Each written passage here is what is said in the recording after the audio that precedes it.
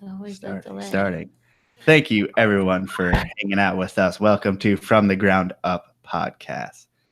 So, Theportcitypythons.com. We have merch available, like the shirt that I'm wearing right here, the Reptiles. What do we call this? Do we just call it the Rugrat shirt, or are we? I was about to say we're breaking laws. Dang it! I was about to say all the '90s babies should know what this is, but wait, we're not breaking laws. It's not the. Nah.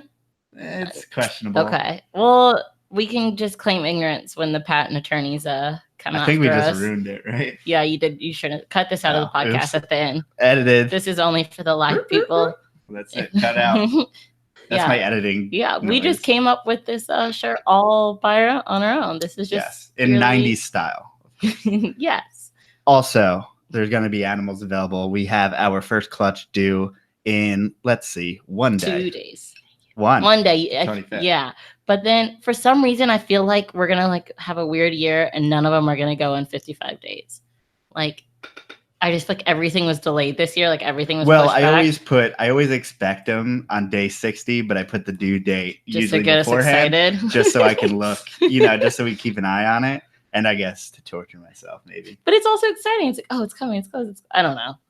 Yeah. But I feel like we're going to have 70 days. 70? I don't know. It's been 80 degrees pretty solid. So hopefully 60, maybe 65. The Brooks Kings are our second clutch due, and we've never hatched those out. So that should be fun to see. Who knows about that? Yeah, who knows? Probably. A lot of people know about that. Well, but we don't know. We'll figure it out. They'll come out eventually, I think. Everything looks good, but we should have some animals in the near, not too distant future. That's crazy. I know, right? What else is going on? I guess that's it. That's really it. We have a Patreon page who these awesome people who we're talking to tonight also have a Patreon page, but they're also supporters of our Patreon page. So big thanks to them. And they Patreon. They are raising the roof on their end if you can't see them. Wow. Are we just gonna do 90s references all night long? Should we do that a tally for the most amount of 90s things we can say and bring up tonight? Yeah, this podcast is gonna be sweet, dude. For sure. So, everyone, if you haven't figured it out already by the description above, our guests today are a snake educating YouTubing couple. Oh my God. Is that too much? That is pretty sick. Emily and Ed from Snake Discovery. Thank you guys so much for hanging out with us. Yeah. And how's it going? Going well. Thanks for having us tonight. Of course. So usually when it's a couple, we like to ask who got into reptiles or just exotic animals in general first. Ooh, that's a tough one. Yeah, it is. I started out when I was younger, 4 or 5 years old, having all the typical animals like the Pac-Man frog and the anoles and everything, because my parents would not say no to me, I guess. But Emily, I was given the insect raising kits where here's an ant farm that'll last you a couple months and then die off. Here's larval ladybugs and watch them grow up and then release them, which was hopefully they were the native ones is all I can hope from back in the 90s.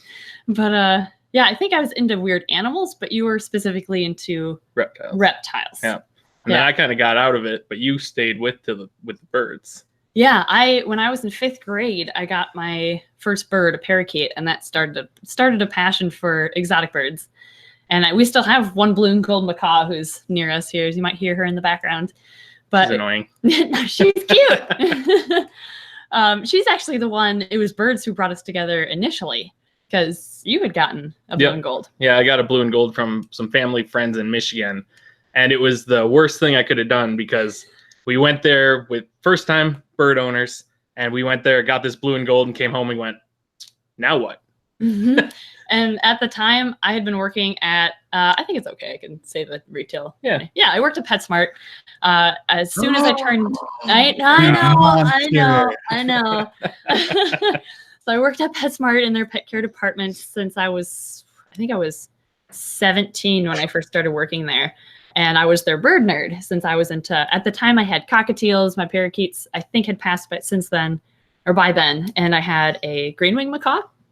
And so maybe I had my African gray at that point too. I think I did. Wait, anyway, I had a lot of birds. Is there the official title at Petco, or is that like... I actually became an aviculturist too. So like I was really into parrots. But since I was the bird nerd at PetSmart, and when Ed came in wanting to learn more about how to take care of the blue and gold macaw they had just gotten, he and his dad were referred to me, and I kind of shared with them how to take care of it. And I said, if you're really serious about owning birds, you should go to this local bird club meeting. And they went. And so that's where I kind of got to know Ed more personally instead of just as a customer, because I don't remember you the first time I saw you because I talked to your dad. No, we all know how it went. I walked in, lady, go with me. And you just went with me.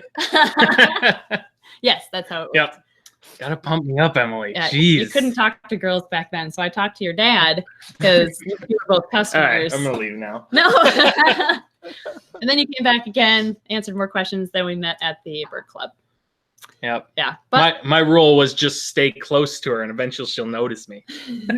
Yes, that's how you did it. Yep. Well, it worked then, at least. Yeah. Now I got the ring and everything, so it worked. But then we kind of got into reptiles together. When we started dating, while working at PetSmart, I was introduced into the world of reptiles. So that's where my fascination with them begun, was actually when I was a later teenager. And when we were dating, we were like, well, maybe we should try a snake.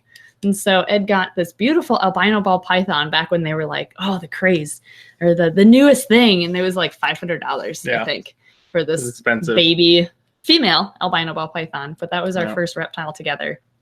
And then we had her for quite a while, just one snake. Somehow we managed to have just one snake for several years. And then we got Janet. Yeah, then we got Janet, my first snake, which was my bull snake. And then I think by the next year we had like 20 or 30 something reptiles. Then it became infectious. Mm-hmm. Yeah, that's pretty much how it goes.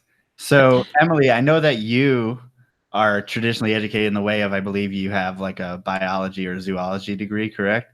Yeah, fisheries and wildlife. I have a bachelor's in that. I went to the University of Minnesota.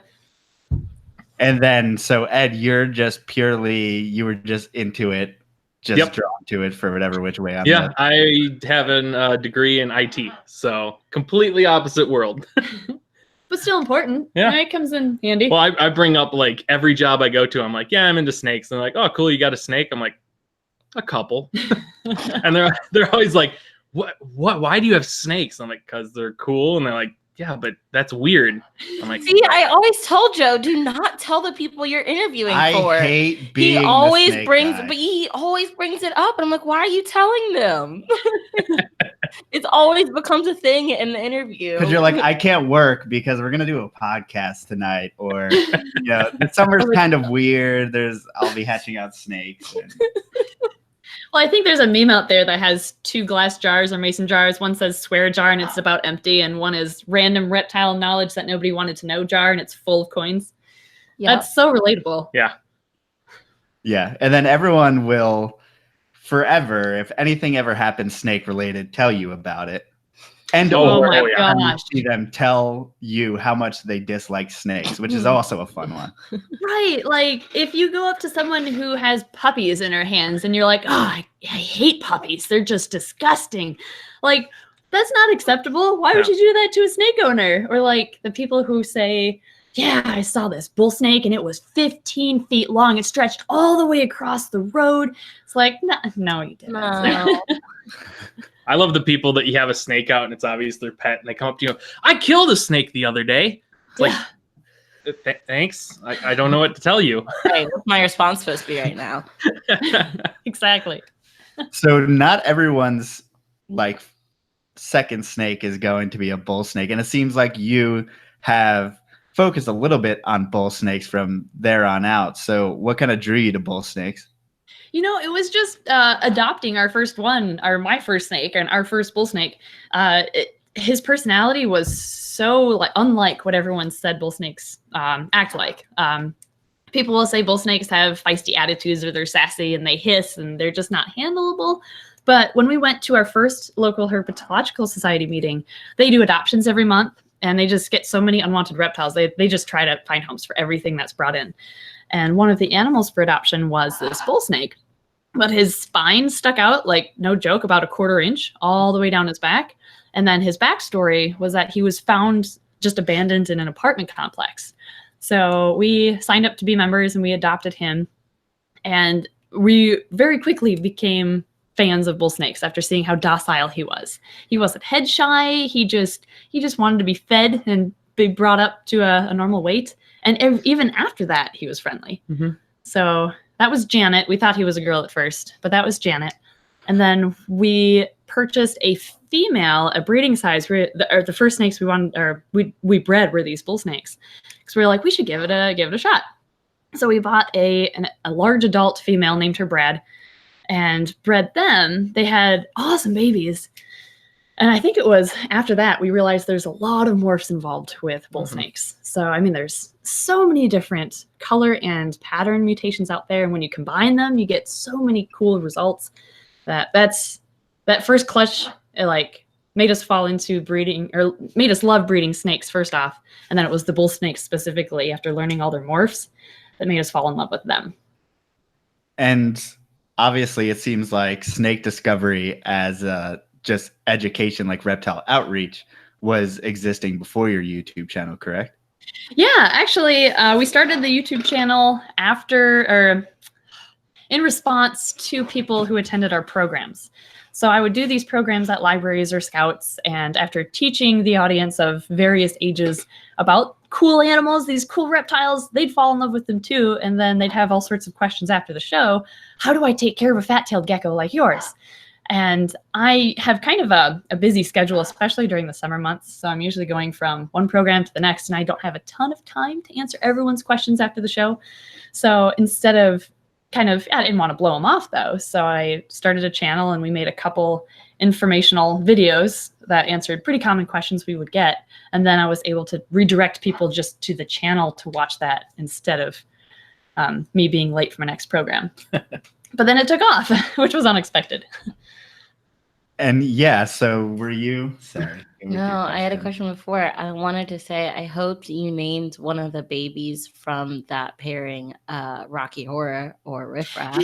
They were named after that movie, although, you know what? We did name them, just random human names. Janet wasn't named after that movie, but when we said Janet was a male, somebody said you should name the other one Brad. Honestly, we have still not watched that movie. We haven't. We've seen parts of it. Okay, she's seen parts of it. I haven't. The closest thing I've seen is back to the 90s, the Drew Carey shows reference to it. Other than that, I haven't seen anything with that movie. But somebody said name her Brad, and I was like, that sounds right. And then we did it, and then like after YouTube kind of blew up, people were like, Rocky Horror Picture Show, and I was like, oh, okay, that's what that is. Now we both have to watch the entire movie so that we know what we're talking about. Yeah, I assumed y'all were like super into it. I didn't even know if Joe caught the reference. I've never seen it either. So okay, we're not the only ones. It's weird. It's good and weird. It definitely seems a little very weird. Like no other thing I've ever seen before. But the music's good. So that's about the opinion I got on it too from the little bits I had seen. Okay. Like, this is very interesting. It's strange, but I gotta watch the whole thing. I'm surprised I haven't seen it yet. Then. Really, you like Clockwork Orange? Yeah, that's a good movie. Yeah, that's a weird one. That is very weird. Ryan in the chat asked if you guys have ever tinkered with the locales of bull snakes. Not specifically. We're familiar with them, like the Kankakees, the like Pacifics, all sorts. Texas. Yeah, we think Brad is either a Montana locale or a Texas locale, but we haven't, without knowing her background, we don't know for sure. And we know Janet, he passed away recently, but he was of a Minnesota locale, just based on talking to our local herpetologist. And he was like, yeah, he looks just like our natives. But we haven't bred, specific locales. We just kind of go after the morphs, I guess. Yeah. I wouldn't mind trying out a couple locales. We need more space. Yeah, we need more space. We need more big racks. So like if people don't see behind you, there's 2 enclosures. And if you haven't seen like a lot of their videos, there's pretty much reptiles throughout your whole house, it seems. Yeah, I'm actually watching our Burmese python trying to escape his cage right now. He just ducked down. Did he? Yeah. Yeah, they're kind of everywhere, which is why we're hoping to, in the next year or so, start up a reptile education center so we can not only teach people out of like a base location about reptiles, but also move some of them out of our house and into that, including Rex. So that's our current project, which has been a ton of work. Yeah, and it seems like you guys kind of juggle both things. So you're breeding animals, you're using animals for programs. So how do you kind of keep the two? How do you plan accordingly? It's, I don't know, it's a lot of work. With Ed works the night shift with IT, and during the day when he's not, because Ed sleeps during the day, we'll be busy filming, or I guess then we're planning for the expos that we run. We run some reptile shows up here, or we're planning future videos, or I'm out at programs. So we're just kind of we're just everywhere, honestly. I try to do most of my editing at night when Ed's at work so we can chat online. And then I just kind of have to stay up until like 2 or 3 or something. And then I get up in the morning and go to programs. So it's kind of just around the clock work. But it's so much fun. It's so rewarding. You get to meet all sorts of new people. Yeah. We were actually just driving around today and we're sitting at a stoplight. And we're talking. All of a sudden we hear "ee," and we're like, "What in the hell?" We look over and there's a girl and "I love your channel," and it's like, "Oh, okay, hi." That was really cool. So exciting. It's like so flattering and humbling all at the same time to be recognized. Because it seems like, unlike, there's plenty of people on YouTube who want to be YouTube stars, but it seems like you very organically just made snake videos and Became a blew YouTube up. star. I guess people just liked our videos. Everyone likes Ed's humor. You pull them all together. Nah. That's what I was always wondering. Like, Ed, did you always want to be behind the camera? Did you not want to be in front of the camera, or is it just convenience? We needed somebody to hold the camera, and Emily's better looking, so. That's it. Yeah. But yeah, I've never really had an urge to be in front of the camera. So with it just kind of made sense to stand behind and kind of give advice and then sneak in that quip. Yeah. Now everybody thinks like Ed's a legendary Pokemon that you don't get to see that often. And when you do, he takes off just like they always do in the games. Like you're just gone. There's like 3 selfies of me out there with fans. One, because the first one ever was a little boy who came up to me and he's like, "Can I have a selfie with you?" I'm like, "Why do you want a selfie with me?" And he's like, "You're Ed." And I'm like, "All right." But I mean, that's gotta be cool that despite the fact that you are not seen very much, they know who you are. Yeah. That is cool. People just want more of you. It is it's flattering, even though I don't really ever show up. It took probably about 1.5 years before anybody knew who I was. And that's just because Emily kept going, "We," meaning Ed and me, do this kind of stuff. And then it was just name dropping after that. And finally they just picked up that I was there.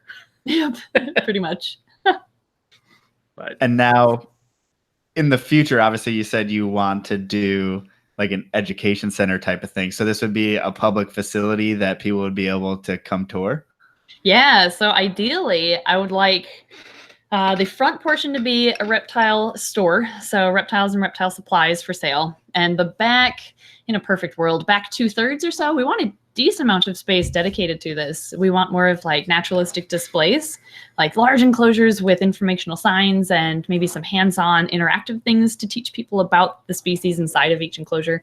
So kind of like an indoor zoo almost, but with reptiles and amphibians that you pay a few dollars to go back there and check out the big stuff. Or if you just need feeders for the day, you can just swing by, pick them up in the retail area up front and then take off. Although I would also like an adjacent classroom in this building so that I can do all my birthday parties and school programs on site. And then I don't have to travel as much to do birthday parties because I do a lot of driving right now. But it'd be so nice if the party could like rent this classroom or a party room for like 3 hours. They can have the whole party there. I'll just do a program. And then maybe they could, whatever price it is, includes the admission to the display area. So that's what we're hoping. We probably need like, 3,000, 4,000, 5,000 square feet for this. Yeah. So currently we're working with, we actually just met with a couple of bankers recently to figure out loan information, and we're going to tour a building that hopefully will work out tomorrow, and we'll see where that goes. And then it's just a matter of talking to the cities and the towns that the potential buildings are located in to make sure that something like this would be allowed. Oh, man, so this is like really happening. Like you are. Oh, yeah. Yeah, this is happening. Well, the goal is like Ed doesn't want to work IT forever. And I hate the night shift. I like the night shift. I don't have to do as much work, but I don't like the night shift. It doesn't really cater to your normal circadian rhythm as a human being. It's like every Sunday, because I work 10 4/10s. So every Sunday is my flip back to days. And it's like I either get like 3 hours of sleep and then I'm just tired all day, or I just stay up, in which case it's like, don't talk to me that day. And then it's like today is like I got a good night's sleep, so I'm back to normal. But then you have to switch tomorrow night to staying up. I have to stay up all night tomorrow night. So you basically have this job for benefits. Yeah.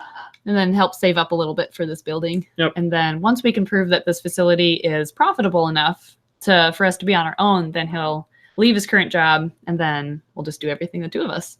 Because I mean, it seems like this would be a handful for one person to maintain. Oh yeah, definitely. I mean, we probably won't have employees initially. We want to make sure that it's profitable enough, and we want to get a hold of things first. But that will probably be the goal down the line, is to have some employees as well. We'll use the free family help first. Yeah. Oh yeah. So Ed, are you currently able to do any of the birthday parties and programs with Emily, or it just the ones she does on like weekends and stuff I'll attend? Like yesterday we went to a small county fair, and we just kind of it's I'll stand there and I'll hand her reptiles and stuff, but she knows how her programs run, so it's really smooth. So I'll just leave it all to her, and then I'll help hold the animals afterwards as the kids are touching them or holding them. It used to be with Rex, our alligator downstairs. Anytime she came out, I had to go because it's too much. Person. Yeah, it's too much for just one person to try and wrangle a gator, especially one like spunky like Rex is. Well, you're lucky he's a small guy, at least for an alligator. Yeah, I mean, being stunted is unfortunate, but it works out in our case, being able to house her. It's a good warning animal to say, don't get alligators as pets. Yeah, really. That's why we would like to have her in this facility, so we can tell people that alligators don't make good pets. Like, this is what happens if you improperly take care of one. Yeah, so I guess for people who are uninitiated, what's kind of the story? Is that a bad word for that? What's kind of the are you initiated? Story? Yes, I'm initiated, damn it. So basically, when I graduated college, I was really into trees, like anything natural resources. I still really like trees, but I was helping out this guy in his bonsai tree nursery, and I would help kind of trim and prune trees and rewire them. So, because you like sculpt them, you shape them. And I went into his house one day, and I saw this wooden box with a little like clear window on the front. And this box was about 4 by 2 feet by 2 feet. And it opened like by a hinge on the top. I looked inside, and there's this alligator inside, and there's a small like cat litter box on one side, and I had like an inch of water in there, and there's this broken shelf on the other, and that was Rex's home for what turned out to be 27 years. So I talked to him, and I'm like, how'd you get this alligator? And I just wanted to learn a little more. And it turned out he brought her up from the Everglades as a hatchling back in the 80s when it was legal to do so. I don't know. He had her illegally at the time. Statute of limitation. Yeah. He didn't really care. He doesn't really care if it's legal or not. Yeah, he doesn't. He's an eccentric guy. But he had her kind of for the novelty of it. And at the time, she was about 3 feet long, including her tail, maybe 3.5, something like that. So over the next 6 months, I kind of started planting the seed and telling him, your alligator needs more space. It needs more space. And then he finally came back from some vacation or something. And he's like, well, would you be interested in Rex? And I'm like, well, we don't want an alligator. Because at this point, we only had his ball python and my bull snake. Yep. And a spock. And our green iguana we used to have. Yeah. And so we had just a few animals, and we're like, we don't want an alligator, but we want her out of this situation. So we said yes. And we renovated a guest bedroom down in the lower level of the house. And now she has like 9 by 9 feet of space. And the unfortunate thing, though, is since she was kept in this box for so long, she's heavily stunted. She has glassy teeth, or had glassy teeth, which basically is a calcium deficiency. So her teeth are more clear than white. They stick out sideways, too. And her snout, as she grew, her snout would hit the sides of this box. And because of some sort of vitamin deficiency, I'm sure a variety of deficiencies. Probably MBD. Probably, yeah, I'm sure it's a form of MBD. Her snout curved upwards, so she kind of looked like a duck, and her eyes were huge. Everything was out of proportion. She's kind of grown into her face now, which is nice. She looks more like an alligator, but she still does. You can tell there's something wrong in how she looks, even to this day. I see normal ones. I'm like, you look weird. Yeah, like your eyes are so small on these normal alligators. What's wrong with that thing? Yeah. That looks normal? Oh, okay, never mind. Oh, that's what a healthy one looks like. Okay, so we've had her for 5 years now, and she acts perfectly normal. Her glassy teeth has pretty much fixed itself. She had a bunch of mouth rot too, now that I think about it, and we had to use baking soda and water to brush out her mouth once a week. That's all cleaned up, but yeah, she still looks a little funky, but that doesn't slow her down. The process of brushing out the mouth of an alligator seems... Yeah, so interesting explain that one. as someone who obviously didn't have much like crocodilian experience before this. All of a sudden, you have to clean out the mouth of a gator. Yeah, so we worked with the veterinarian down at the Aces Crocodile Sanctuary down in Belize, and she recommended kind of everything we did to help rehab this alligator. And she's the one who recommended baking soda and water for teeth brushing. So I would, back then she was only about 3.5 feet. So yeah, and she basically could fit, my hand could fit around her neck like that. like And halfway, she was half really circle. skinny. That's She was great. little. So we were able to, one of us hold her while the other just brush her teeth. Like you have your hands to keep her mouth closed, because even though it was closed, it was still open with her. So just brush everything out, rinse it out with water. We did that once a week. We don't do it anymore, which is good. She's bigger now. Yeah, I mean, we still could, but it would take a lot more effort. Yeah, she's about 4-ish feet now, 4.5 Yeah, feet. 4.5. Yeah, she grew about a foot in the first 3 months we had her, and we're like, oh God, what do we get ourselves into? This thing's gonna be 10 feet before we know it.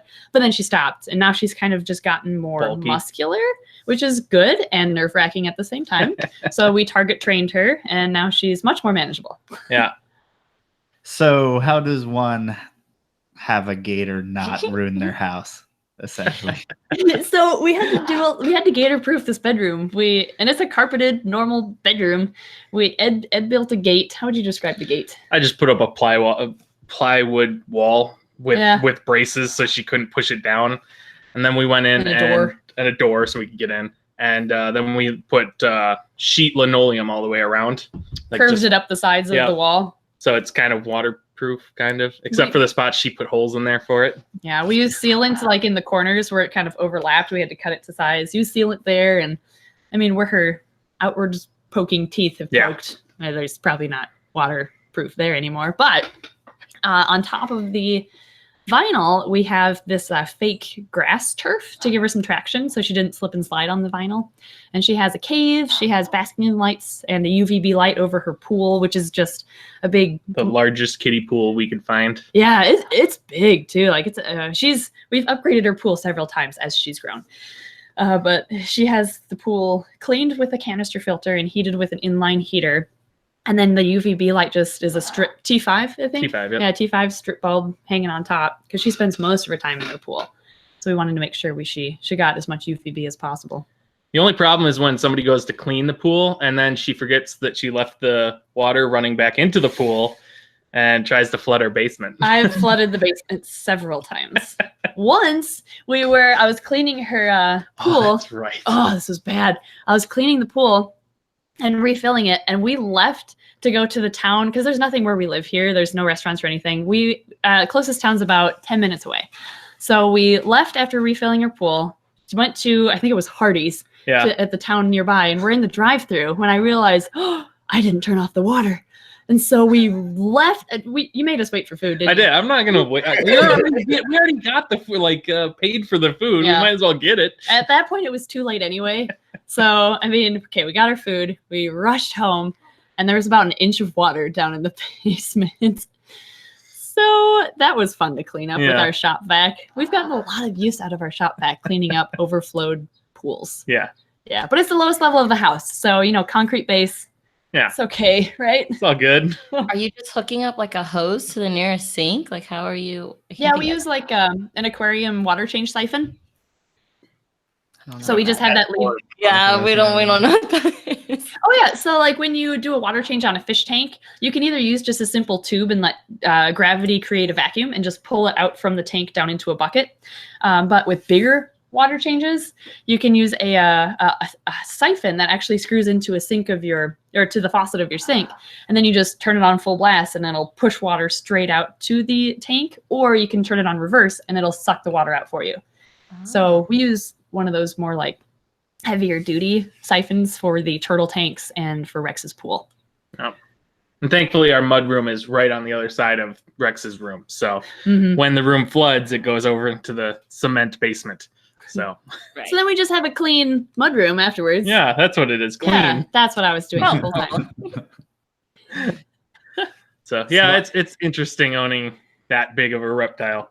Although she's not, you'd think that should be a lot of work. And honestly, she's not much work at all. I mean, it's a little bit of maintenance when you're doing a water change on her pool, but we do more work just cleaning the filter out since that keeps the water clean. And then we just clean out that filter, add new filtration media to it, set it back up. There's really not much work, just feeding her. Oh, it's really, really hard to clean it, Emily. Yes, don't get an alligator. Don't get an alligator, anybody. Yes. Unless you have an entire house or something to give to it. Yeah. Yeah, a lot of I think cleaning. that is really, really interesting that they're sold and legal in places up in the north where it's hard to. Yes. Yeah, there's a touristy area like a couple hours away from us, and they have kind of something similar to what we want to set up with a bunch of reptiles on display, and you pay a few bucks, except for all of his snakes are obese, and he sells baby alligators in the retail portion. Like $200, you can bring home your own baby alligator. It's terrible, but it's legal in Wisconsin. Yeah, and people are going to get mad, by the way, that's saying that things should be illegal. Sorry, guys, but I mean, we shouldn't have everything. There's no hard line there. I think There's, everyone should like, get an opportunity to do things, but there needs to be some type of educating. I think there's some things we shouldn't have. We need to in get certain away places. from a definitely impulse and also like a roadside zoo type of mentality in the way that's what that sounds like, that say that guy is running, but what you're trying to open up is something, a lot more dignified in the way of it's totally education based and, in the best interest of the animals as well. Right. Yeah, that's what really we're going for. Like, we don't want to sell red-eared sliders since people are buying those and releasing them up here where they're not native. So we're definitely not going to. They're so cute when they're that big. Yeah, and they're only like $20. And they can live in a container this big the rest of their life, right? With a And you little feed plastic palm tree in there. Yeah. Yeah, and you feed them flies or whatever it was that they That's were. right. Yeah, I think they were advertised as being able to be fed flies.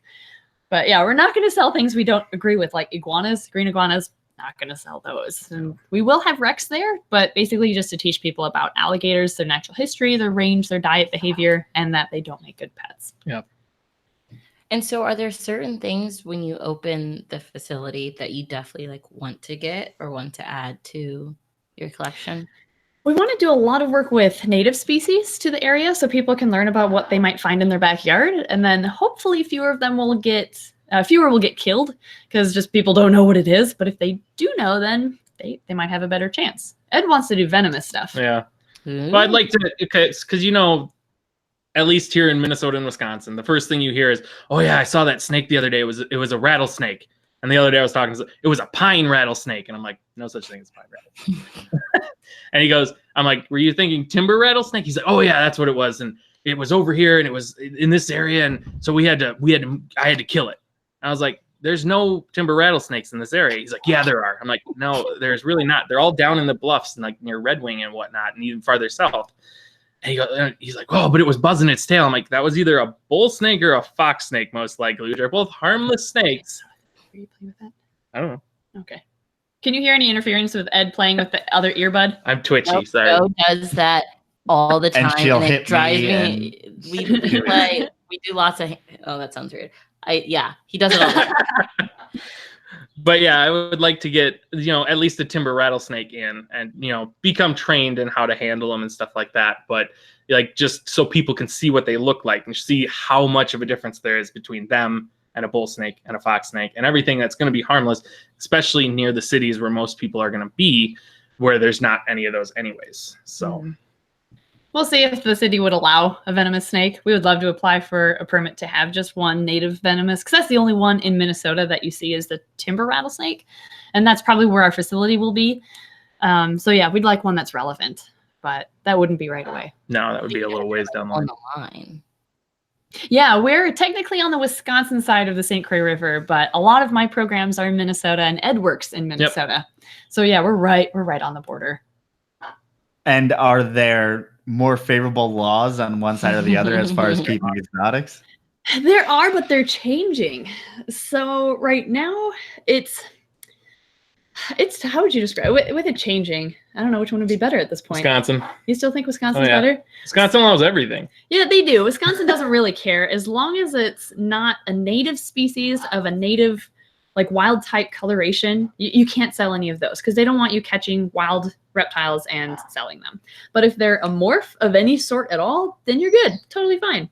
And like for us with hognose snakes, those are like they live close to Wisconsin, but they are considered a Minnesota native and not a Wisconsin native. So we're able to do the hognoses. We just have to be mindful of the species and the morphs that we keep, basically. But in Minnesota, you need like permits for all sorts of things, and especially right now, they're changing the laws. So at this point in time, you can't own any native Minnesota native species of reptile, whether it's a morph or captive bred or not. Like all of them, as of like several months ago, are now illegal. Yeah. So people are kind of freaking out over in Minnesota because they don't know if their hognose snake is illegal, which it is, and what they should do with it right now, because although it wasn't illegal last year, now it is. So that's all still up in the air. And all we're told, since we're not really getting a ton of information about it or how they're going to handle it, we're just told to wait, and we'll be notified later of what they decide, which is really frustrating. Yeah, basically the DNR wanted to stop wild collection, which is important, but they did it basically just banned everything. And now they're coming up with how they want to actually enforce the law and what they want to make changes to. And it's a lot of like, well, they're illegal, but don't really worry about it right now. And it's like, yeah, but eventually you're going to come up with something, and we want to be there. Like when the law was getting in place, if we would have known it was getting in place, there would have been some pushback. But since everybody was like, oh, don't worry about it, it got passed. And now it's going to be, don't worry about it. And then all of a sudden stuff's going to be illegal. And it's going to be, well, we bought this stuff from captive bred animals, but it's illegal. So it's kind of weird how they're doing it. But I'm just glad we're in Wisconsin. Yeah. We can own 5 of everything that's native in Wisconsin. Yeah, of natural morph. If it's any designer morph, they don't care. It's unlimited. Yeah, have as many of that as you want. Yep. It's just funny. But it will definitely affect your facility if you do intend to open it in Minnesota. Yeah. Yes, it would. We'll be applying for a lot of educational permits. Yeah, they mentioned something about educational permits, so I think that would be allowed. But again, we don't know. They're not even. I asked how I can apply for an educational permit because I do a lot of my programs in Minnesota, and I wouldn't be allowed to anymore if this law passes as it's currently stated. And they're like, I didn't hear anything back, basically. So we don't know. My guess is they'll figure something out, and we'll be able to get a permit. Yeah. Are you guys aware of kind of what the deal is with that? I know that there was something going around that they wanted to ban like reptile educators or something like that.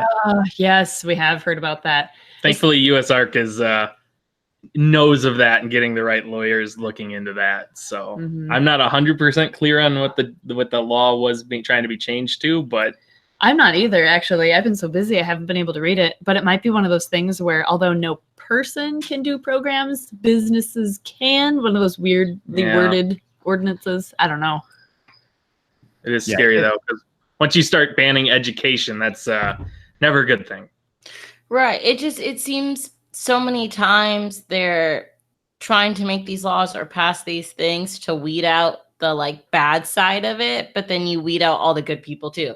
Like, you know, there's a lot of people who shouldn't be doing educational shows because 1, they're probably not actually educational. 2, they're not keeping their animals the way they should. But then at the same time, if you just put the all-out ban on everyone, then you're cutting out the good ones too. And I think that's what happens with a lot of laws when it comes to reptiles. But there's not enough money, unfortunately, to create some type of system that would give you proper licensing or permitting or, you know, an educational course or anything like that. Right. You don't have that, like, we don't get the backup, you know, like not legitimacy, but like, you know what I mean? Like there's unfortunately just not enough money in it at this point. If there was $1 million companies just doing reptile education, I'm sure. Right. Like if Oprah tomorrow was like, I'm going to start a reptile education thing, that law would go out the door. No, she'd probably write the law and be like, no one else can do reptile education. Oprah's nice. That's what you think. You don't know the other side of Oprah. Oh, you know the other side of Oprah? Now we've gone way too far off. I'm going to stay out of this conversation because maybe Oprah. What are your thoughts on Oprah? But it's hard because obviously you want to use native snakes to educate the general public about the snakes that they're seeing in their backyard. Yeah, and that's what teachers want me to bring to their classrooms, are native species, for that exact same reason. I have a couple of classes I go to, like classes of 6th graders I go to every year, and they want me to focus on native reptiles that they might find in their backyard that following summer. So it works out so well to do natives, but if they're not allowed anymore, then we'd have to do exotics, which we could do exotics, but it's not going to have that same effect.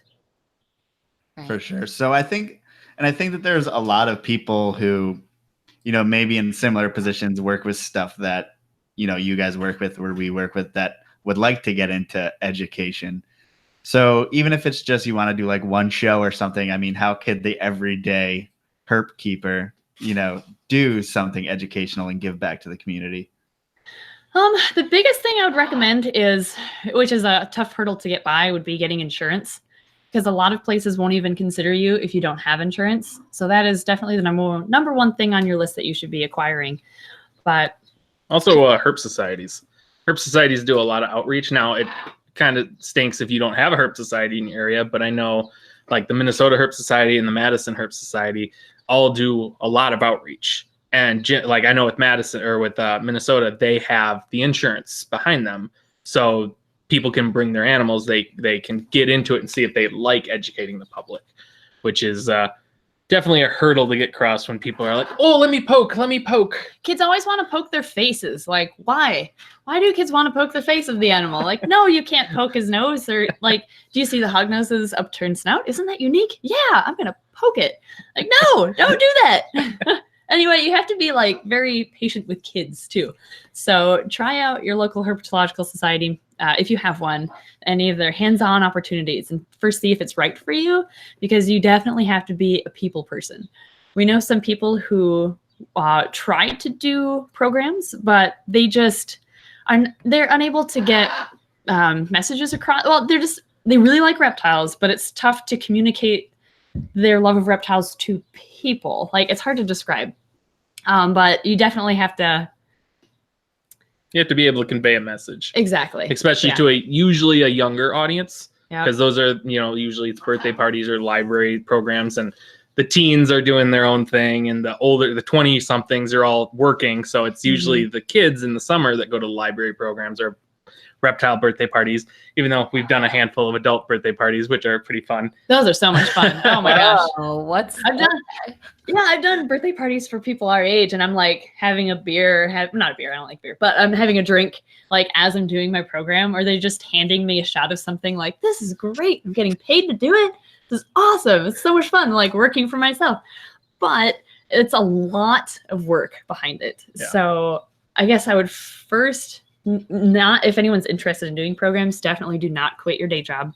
Yeah. It's definitely something that you should be doing on the side at first to see if you first off like it, and if you can make it profitable enough to quit your own job. Like, if I quit everything else, I could probably make a full-time job just doing the programs, but I decided to also do the reptile expos that we run. I definitely do the two of those. I wouldn't drop one over the other, because I do need both to make a reasonable living.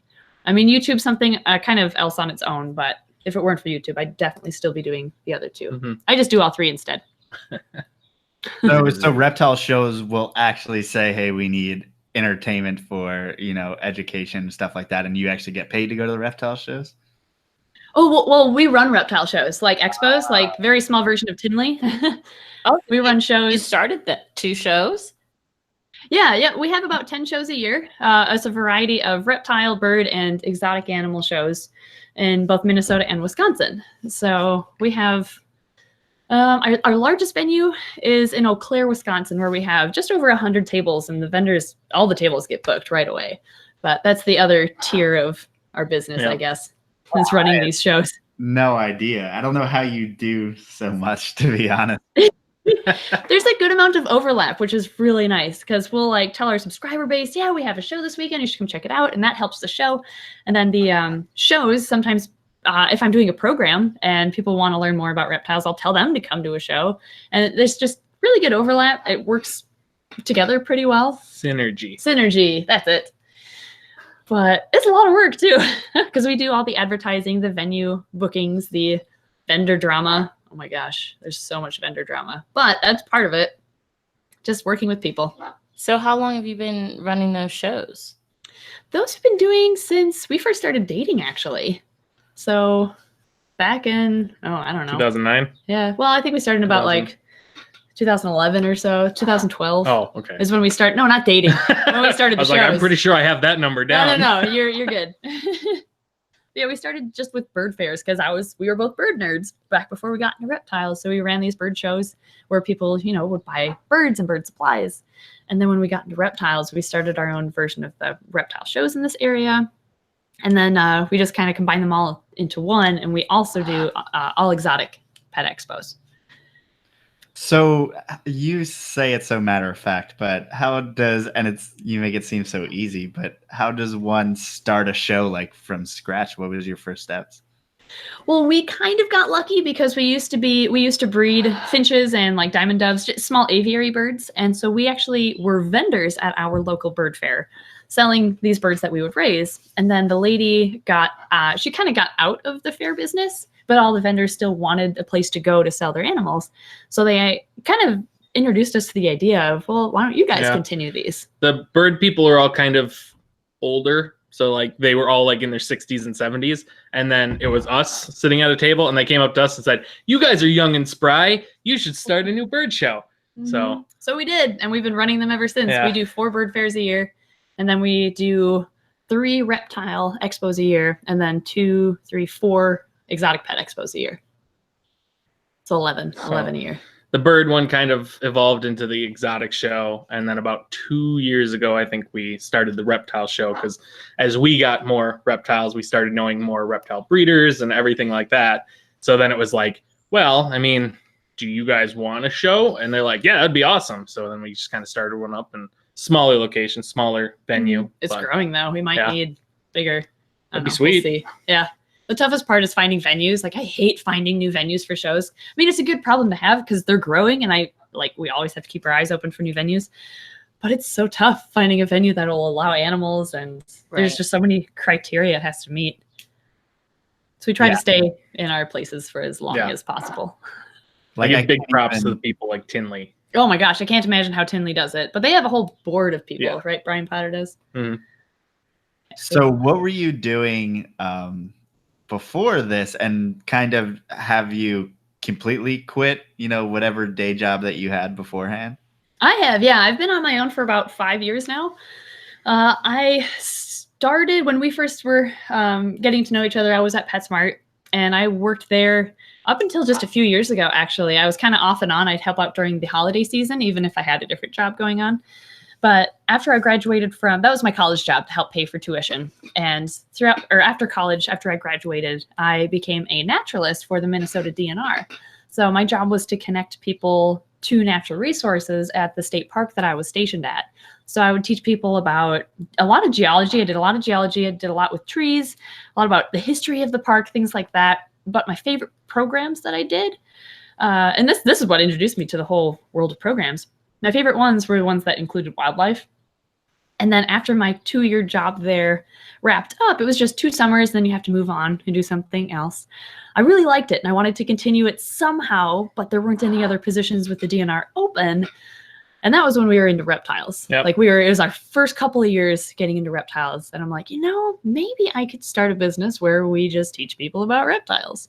Yeah, we were at a hands-on event with our local herp society. And it was us and one other friend who all went with like one animal each, and we were all showing them off to the kids coming through. And I remember we were leaving, and her and the other guy, Peter, were like super stoked, like, yeah, we should do this all the time.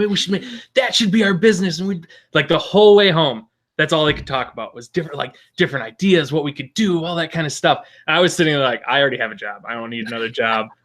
You guys do it. I'll fund it. Fund it. And then it kind of got talked about a little bit. And then the other guy kind of got way into reptiles, did a couple internships, and then kind of, I think, burned out.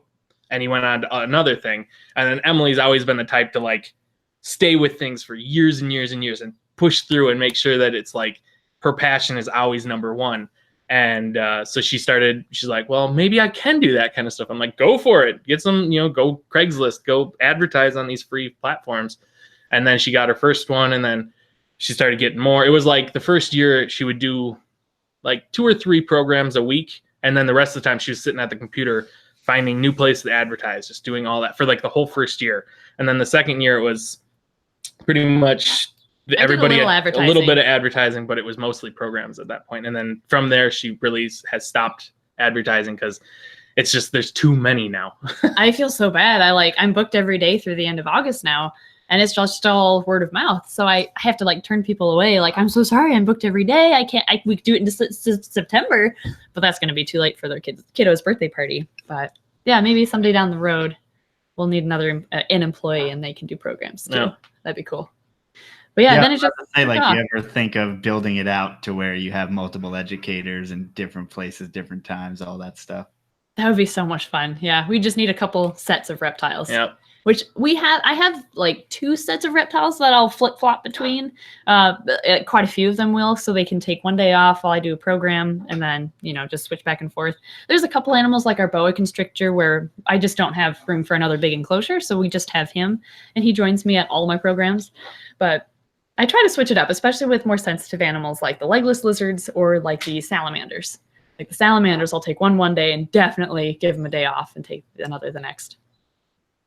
Yeah, I could see it once we get the facility up and running and she can kind of train somebody and kind of monitor them and, make sure that, they're doing the snake discovery brand right kind of thing, because it's really hard to grow something up and then just trust somebody that they're going to, do it right. So yeah. I can see once that goes through, then we will start getting more people out on the streets educating. So hopefully anyways. Yeah. Who knows what'll happen. Yeah. Get them out on the streets. Yeah. Educating. Is that an attempt at a 90s reference? No, that was just you being weird. Yeah. So obviously, like, a big question is, how do you keep collections separate? So like having your animals that you use for shows and animals that you breed, and then do you have to keep those separate since obviously your animals are always going out and all that good stuff? We actually don't do a whole lot with, I kind of just know which racks the program animals are in. I don't do a ton of separation because when we're outside, I don't let them go on trees or in the grass. They are strictly like in my hands or nearby, like in a trusted person's hands. So it's just kind of memorizing who is where in our collection. And I actually offer 3 different types of programs. I do a native reptiles program, which the school teachers usually choose. And then I have an exotic reptile program, which is reptiles from around the world, where I show them like a map and kids choose what continent they want to see the reptile from next. And I bring something from everywhere. And then I have a more turtle focused program. And that's like native turtles in the area. So it kind of just also depends on what program gets booked. That'll determine which animals I bring. Which one's your most popular for birthdays? Probably the native reptile one, because I bring a couple exotic ones for fun anyway. So that has the biggest variety. Yeah. Showstoppers like Doug. Yeah, Doug or Boa comes to that one. Big things. Mm-hmm. And did you like all of these? Because it's weird, because my mind doesn't work well with like educating children. Like I would never be able to build out like a program like that. Like you obviously treat it very seriously, and it's like, how did you first come up with all these programs? You know, it is kind of tough because I have to tweak it for each age group that I'm teaching at that moment. I do a lot of like first through fourth graders. And so I've just picked up on techniques to keep their attention. And that's why I bring a decent amount of animals too, is to keep their attention. But I love doing high school programs or adult programs because I get to go so much more in detail with the animals. And they have great questions and I can trust them more when it comes to like touching the animals and holding the animals. Those are a lot of fun. But my main clientele is like the younger kiddos. Yeah. But when it comes to coming up with the programs, I really just go by those 3 main programs and then just tweak little things as needed. It's just all based on the information that I like, the depth of the information I share based on the age group. And did you have anyone that, you know, helped you out in the beginning or mentored, or did you see other people doing education and stuff like that? You know, when I was a naturalist at the park, there's another full-time naturalist there, and she taught me how to structure programs, like intro, the middle part, or like the meat in the middle and your conclusion, and how long they should be, how interactive they should be. And then one night, and I was stationed at Interstate State Park, if anyone hearing knows of that, and I was doing a camper program a Saturday night, but instead of me doing the program, we had actually hired a frog guy to come in, and he had his own created program. And he like set out this tarp and had native frogs that he had collected from around his house, native frogs and salamanders everywhere on this tarp, and kids were holding them and they were feeding them worms. It was just like a frogapalooza everywhere. But he was the one who taught me that you can have live animals out and you can trust kids to hold them and feed them. And some kids depends on the age. Squeeze. Yeah, there's certain ages that are more likely to squeeze, and those don't get to touch the animals. But he's the one who showed me that you can make a living out of this. So he was kind of the one that inspired it initially, that first idea, and then it just became a reality later on. Yeah. Is there a proper balance of hands-off, hands-on type of deal? Yeah, 90s. You know, you want to keep it as engaging as possible, as hands-on as you can, but you also don't want to be walking around the entire time not teaching people about the animals. You do have to, it's hard to balance who all you're able to reach with the animals, because I like to walk around and let kids touch them during the show, but I can't reach every single kid if it's a 200 crowd audience. So it is kind of tough, but you just have to play a little improv and just figure it out based on your audience, if you're going to do more handling during the show or maybe a little bit afterwards before they take off. For sure. And now I want to squeeze this in there because someone, Herpkeeper in the chat, wants us to ask if you would get a green anaconda to do education. I would love an anaconda. Yes, I would absolutely love one someday. But for education, I don't know. Yeah. Maybe if we had a young one that we raised up and socialized really well. We went over to a friend's house yesterday, and he has a few, and he uses them in programs. Yep. So he brings, I think, 3 guys with him to handle everything. He does. So if it was just myself doing programs, which it usually is, I'd have to limit it to a younger one that was well socialized. But eventually, I would need a second handler. If we do get the facility up and running, we'll probably have an enclosure with an anaconda in it, and it might be one of those things where if we have a couple employees and it's everybody kind of works together, we could like. Do you want to explain yourself? I just splashed my drink on my face. Okay, we're good. Anyways, you got it on your glasses too. I did. It's everywhere. But having multiple people, we could probably end up doing that. But he even said like the anacondas, like, because we've got the retics and we've got the berm, and they're not full size yet, the retics or the berm. But he said anacondas are just so much different. They're just muscle. Like that's all they are, and they'll just like crawl across you, and you move with them because they're so dense and so heavy. We've noticed that with just the Ed's reticulated pythons. Like it's like they just don't quite know their own strength. Yeah. So they're at the point now at how long are they? Would you say? The girls. Oh, I have to plug the laptop. Oh, Ed's gonna plug in the laptop. Go for it, quick! It gives us this warning when it's close to dying. Why didn't we have this plugged in? Anyway. So Ed's reticulated pythons are like pushing 12 feet, and they are strong. They're such big animals. Like you wouldn't expect an animal that's like, you know, a thinner bodied snake to be as strong as it is, but they're at the point where we do need both of us when we're feeding them or handling them, just to be on the safe side. I mean, they're well mannered. You're gonna need an extension cord. Oh, it's so cool. There's an outlet right there. Even if they're well mannered, you take them out and they rearrange the room and they knock things over and do all this. Yeah, I mean, they'll look up at a shelf and they'll be like, huh, you arranged all of those items so perfectly on the shelf. I'm going to fix that. Yeah. And they will. They'll knock it all down. They're like cats. Oh, so there was Ed's telling me to tell a story. One of Ed's reticulated pythons, who is named Noodle, because we're big Gorillas fans, is probably she's the bigger of the two reticulated pythons. And Ed was feeding her one night, and her enclosure it's on the bottom tier of the stack of enclosures. And he slid open the door and reached in with the rabbit, and she got so excited she lunged forward, but she completely missed the rabbit and instead latched onto his knee. And he was, you know, squatted down because it's on the floor. She latched onto his knee and started trying to kind of half constrict his leg. But it was an awkward position, so she couldn't really do it. So I kind of laughed a little bit. And then I walked around. And then all I had to do was like touch the back of her head, because I was going to kind of hold on to the back of her head. And then as soon as I touched her, she immediately let go. So at least she knew you weren't food. And then she looked around like, wait, where's the food? Yeah, I think that's the thing that when people are getting into an animal like a retic, I mean, that is a large animal. And unfortunately, if you make it even, you know, the slightest mistake, and that's, you know, a 16-foot plus animal, there's consequences behind that. And then there's our Burmese python, who's dumb as rocks. Yeah. Like there's a huge difference between Burms and retics, at least in our experience. Or maybe we just have a strange Burmese python. Yeah. But our Burm is like, he doesn't really grip you as much. And he's another rescue. He is a rescue. He's has kind of a neglectful past, so that could be part of it. But he's these big derpy eyes, and he just, I don't know, he's just not quite there, it seems, but it makes him really friendly. So he's great at programs. He's only about 7.5 feet long, too. Yeah, retics, you tend to get this, like, they're looking around the room, this kind of attentive animal almost. You're like, I don't know, but a Burm is like, it might as well be a ball python. Yes. Yeah, retics, you're right. They're so, they seem like, intelligent. Yeah. Even though I know they're not.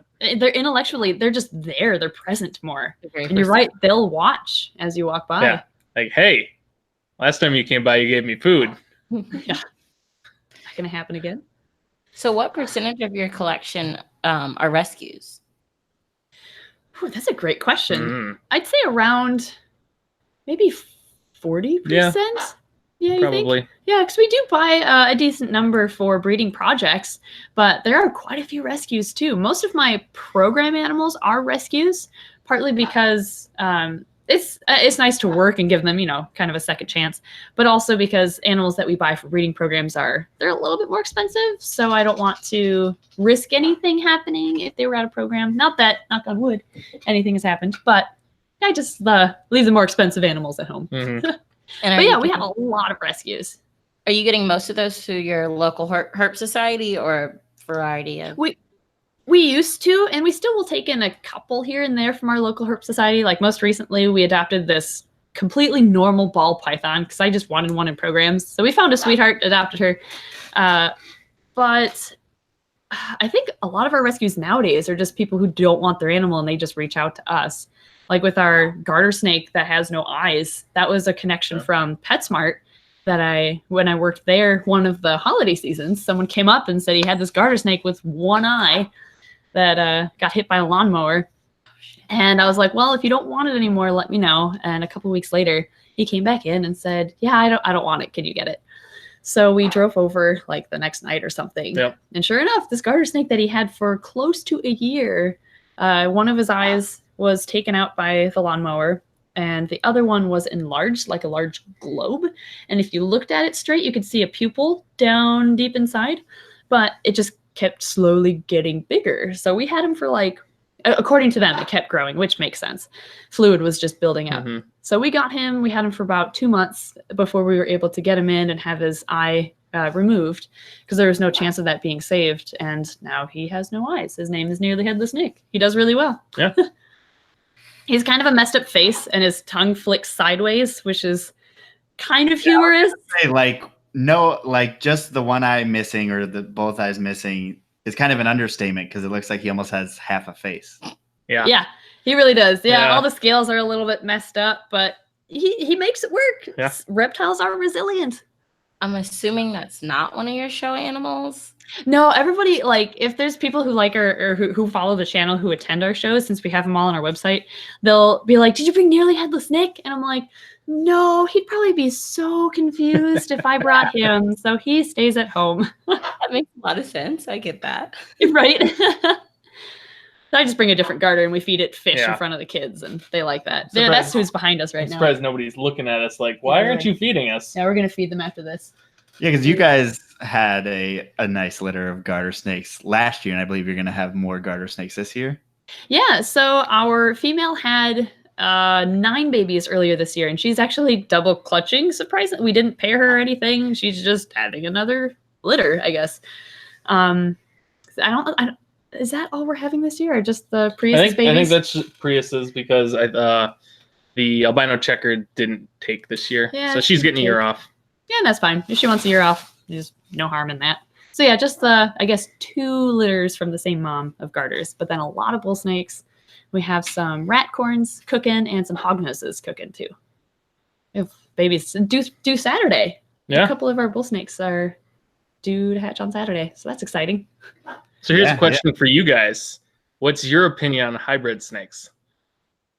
I used to be pretty militant about not doing it until I realized that it's all happening anyway. And I have corn snakes, and quite frankly, they've been bred to emery. And when they started being bred, they were just subspecies. So, and people thought whatever about subspecies. They're the same thing. And so they've already been crossed well before we ever started working with them. So yeah, I think all my corns, I would say, are probably not pure. And that's not. I don't like saying. And that's not. That's not like it's because it's my collection. That's probably everyone's. I mean, besides the F1s that I have and stuff like that, or new projects, they all have emery blood in them at some point, or maybe the tesseras from the Newport Kings, Cal Kings. So very well, all of ours could be hybrids. So I don't do it on purpose, but I don't discourage those who do. And then I can also realize that all of mine are probably hybrids. But across the board, do you feel that way? There's some things I'm like, no, you shouldn't. I have. Oh, like a Bolin's python. Don't cross a Bolin's python. I think we are okay with it to a point. I don't like if there's oh no. Yeah, Clayton has cool stuff. I mean, I love all the stuff Clayton has, but there's just people who have a vision for creating cool stuff, and they don't care how they get there. They just want to make a cool thing, and I can respect that in its own And when I see Clayton post stuff, I'm like, oh my god, that's so beautiful. And then I read what it is. I'm like, oh wait, now I gotta take back my feelings about a really beautiful snake, and it's got milk snake, cow king, and but I think when you do it right, he's trying to achieve something. He's not just oh, let me take this and push this with this and see what happens. I think when you have a purpose and an idea behind it, it's different. And I know you guys, you seem to have the idea that you want to get out pet quality animals also. Yeah. And we see that there, in our opinion, at least mine, I don't know about yours, but I think that the biggest issue with hybrids is that breeders aren't transparent about their lineage. And we kind of stumbled across a hybrid that made a really good pet quality garter snake. And so we're just completely open about what their lineage is. Well, we accidentally had the first clutch. The first one was an accident. And then we're like, holy cow, these are... Yeah, the babies came out. They were huge. They ate really well. They were awesome. You could hold them straight out of the placenta. Yeah, these are garters. And they were awesome. For a younger person who's getting their first snake, they would have made an excellent first snake. And then we sat back this year and we're like, well, what do we want to do? Because we're not really for hybridization.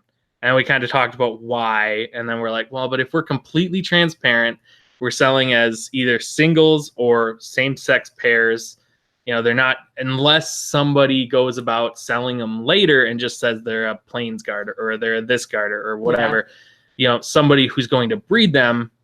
First off, if you're breeding snakes, Craigslist isn't the best place to go and grab snakes from, unless it's like pretty and you're just looking for that pretty snake. But then I don't think you're really against hybridization. Right. But yeah, it's just, so we kind of just decided this year we'd do the same thing, just mainly for the pet quality. Although I think if there were species out there like womas or black-headeds, those, I'm not a fan of hybridizing those, at least to not to a very far extent. Yeah. Because there's limited quantities of those. They're not as common as like garter snakes are. It's true. So we want those assurance. Even like you said that you bred those together and you got a better feeding and a larger animal. So you got a better animal. If you're breeding, you know, the best looking jungle carpet python to a coastal carpet python and you're just getting mediocre jungle-ish carpet pythons, I don't understand the purpose. Yeah, it's kind of like with our hognose snakes. What I find interesting is we have, you know, hognose. There's no hybrids as far as I'm aware. Anyway. Eastern, Western, Southern. I guess if you breed those? I don't know. Maybe. I don't know. But someone did, I'm sure. I'm guessing somebody out there did it sometime. Probably. But what's interesting is the condomorph babies are picky eaters compared to the normals. I don't know if there's something in the morph at all, but like, I don't know, sometimes you come across strange things, strange behaviors in even purebred animals. Like even with our checkered garter snakes, they had a runt, but it turned out to be just fine. But their babies were so much smaller than these little hybrids that we happen to produce. But I don't know. Everyone has their own opinion, and we know there's some people out there who don't like hybrids at all, and we totally respect that. Yeah. I can definitely understand both sides.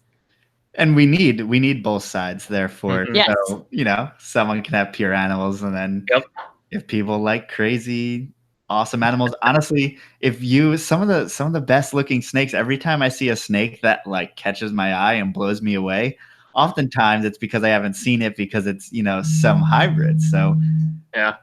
Like every time we run across at least one hybrid at Tinley, and it's like, that's like the Super Balls? Like the Super Balls or pretty much any of them. We see one and we're like, that looks like, and then we go up and we're like, is that a ball python? And they're like, oh yeah, that's what it is. We're like, yeah. Because you can see both species in there, like the ball blood Carpondros.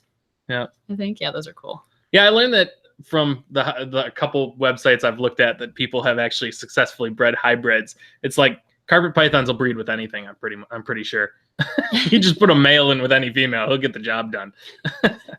Yeah, it does seem that way. That's like everyone's first move for whatever reason is putting a carpet to it. But did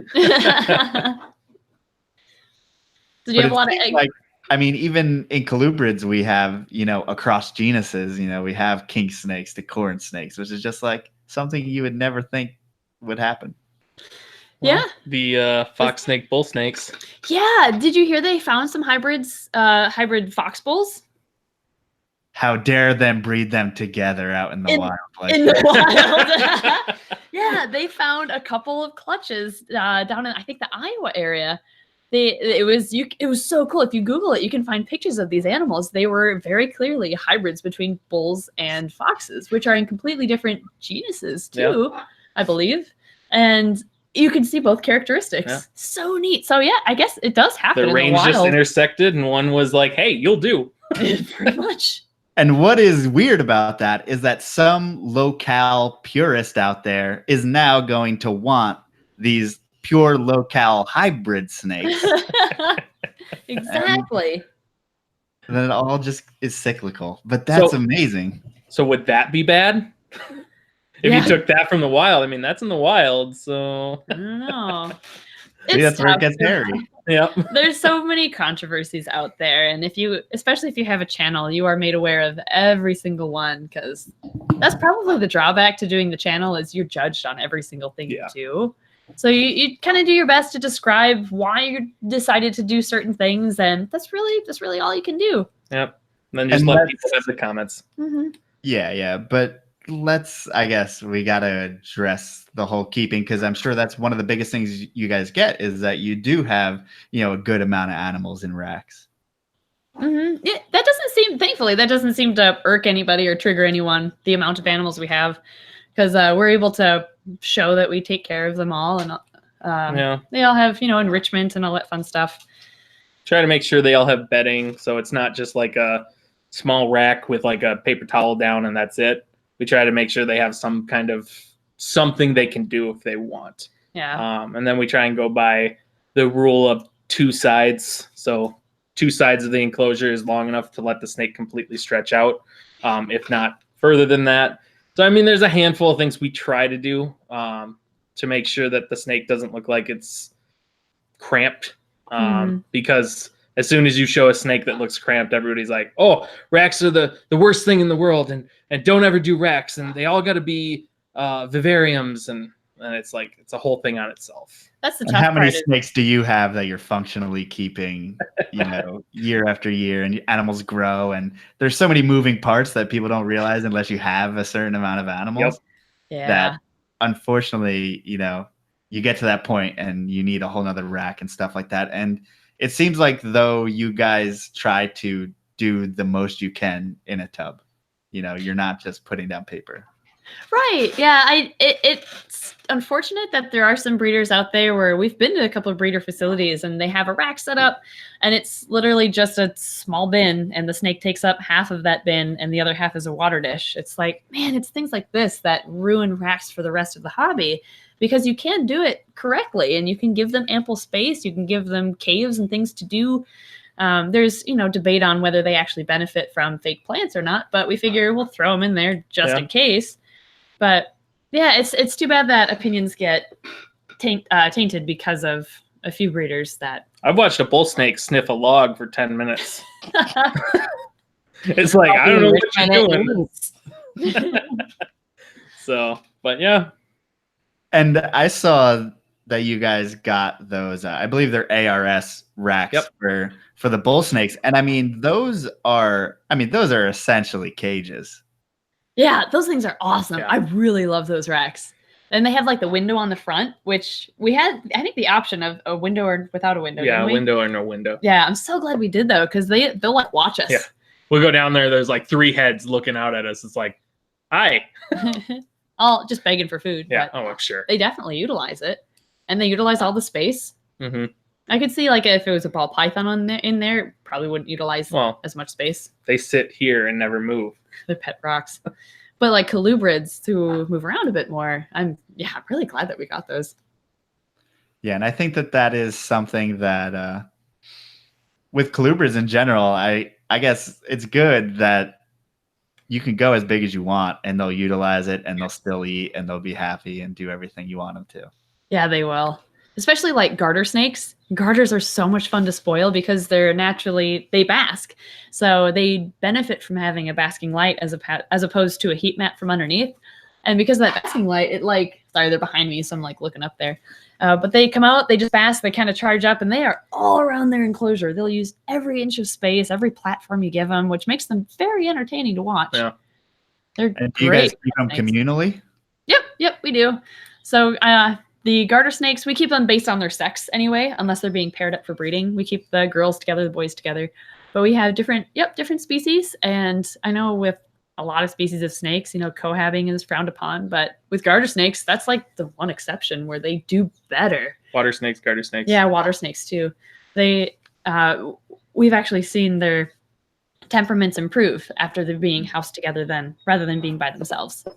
They calm down. They're better eaters. Yeah, we had a red-sided garter we picked up who, you pick her up, she'd want to bite and musk all over you. And it was like anytime we had to do anything with her, it was like, your turn.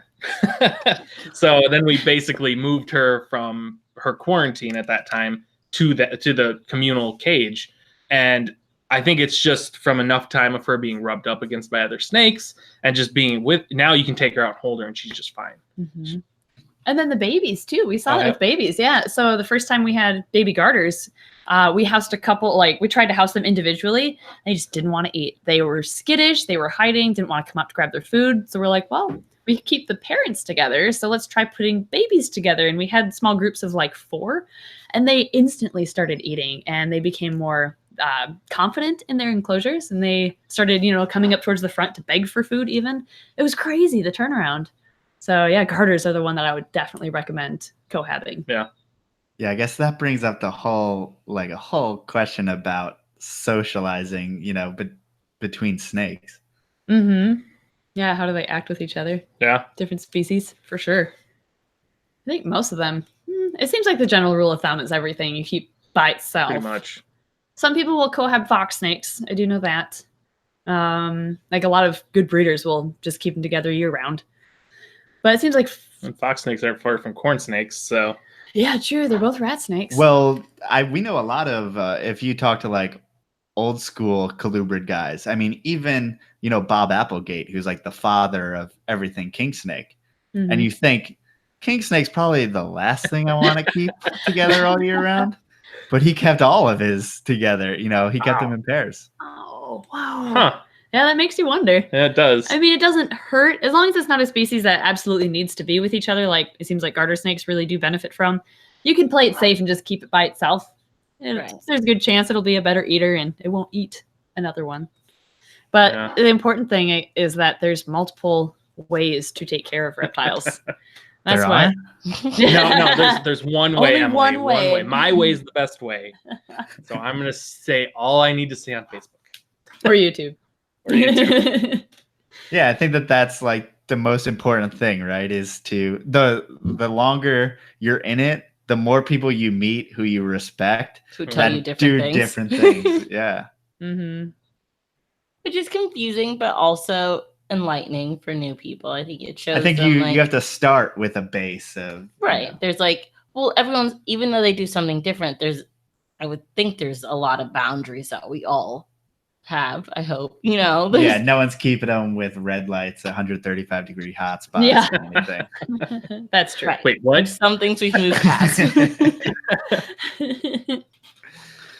And that's something I think you guys, I mean, you have a lot of experience keeping not just snakes, but you keep all different kinds of exotics. So I guess let's talk about let's start with turtles, say. I mean, what do you have in that department?